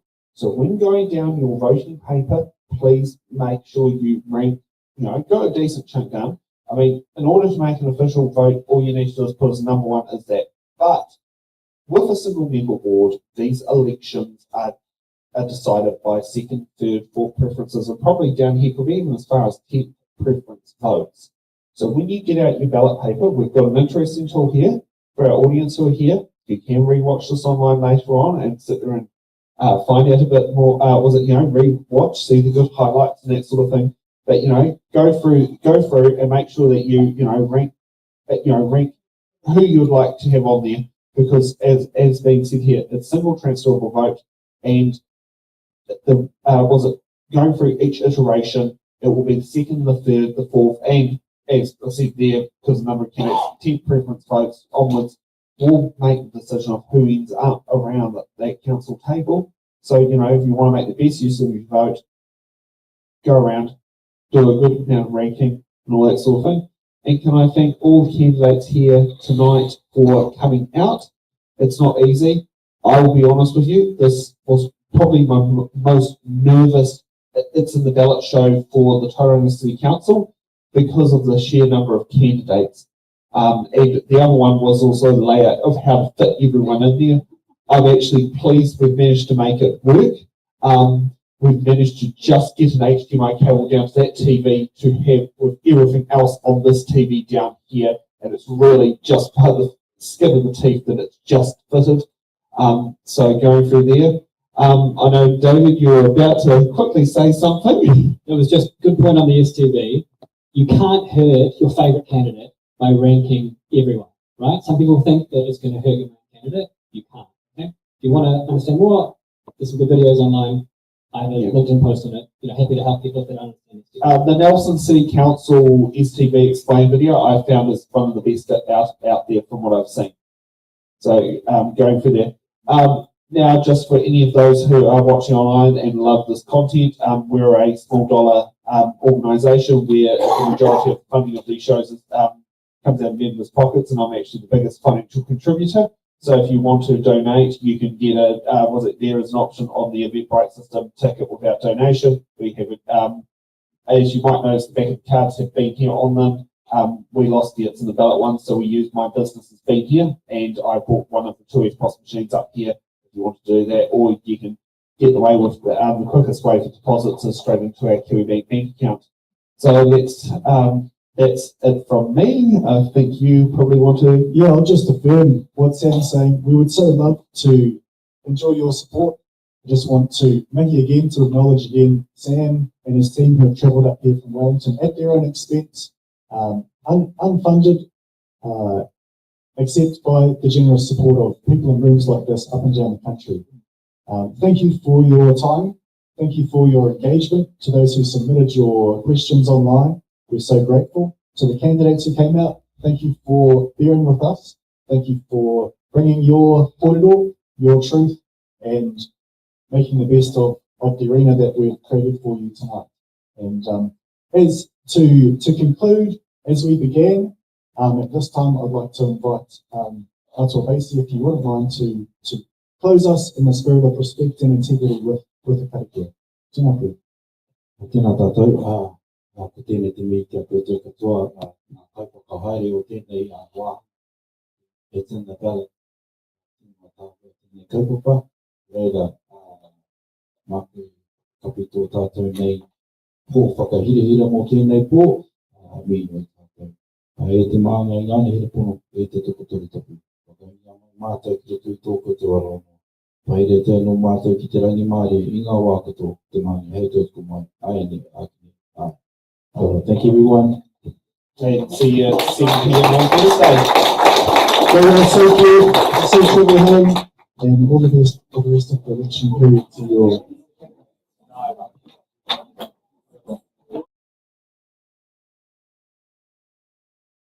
Thank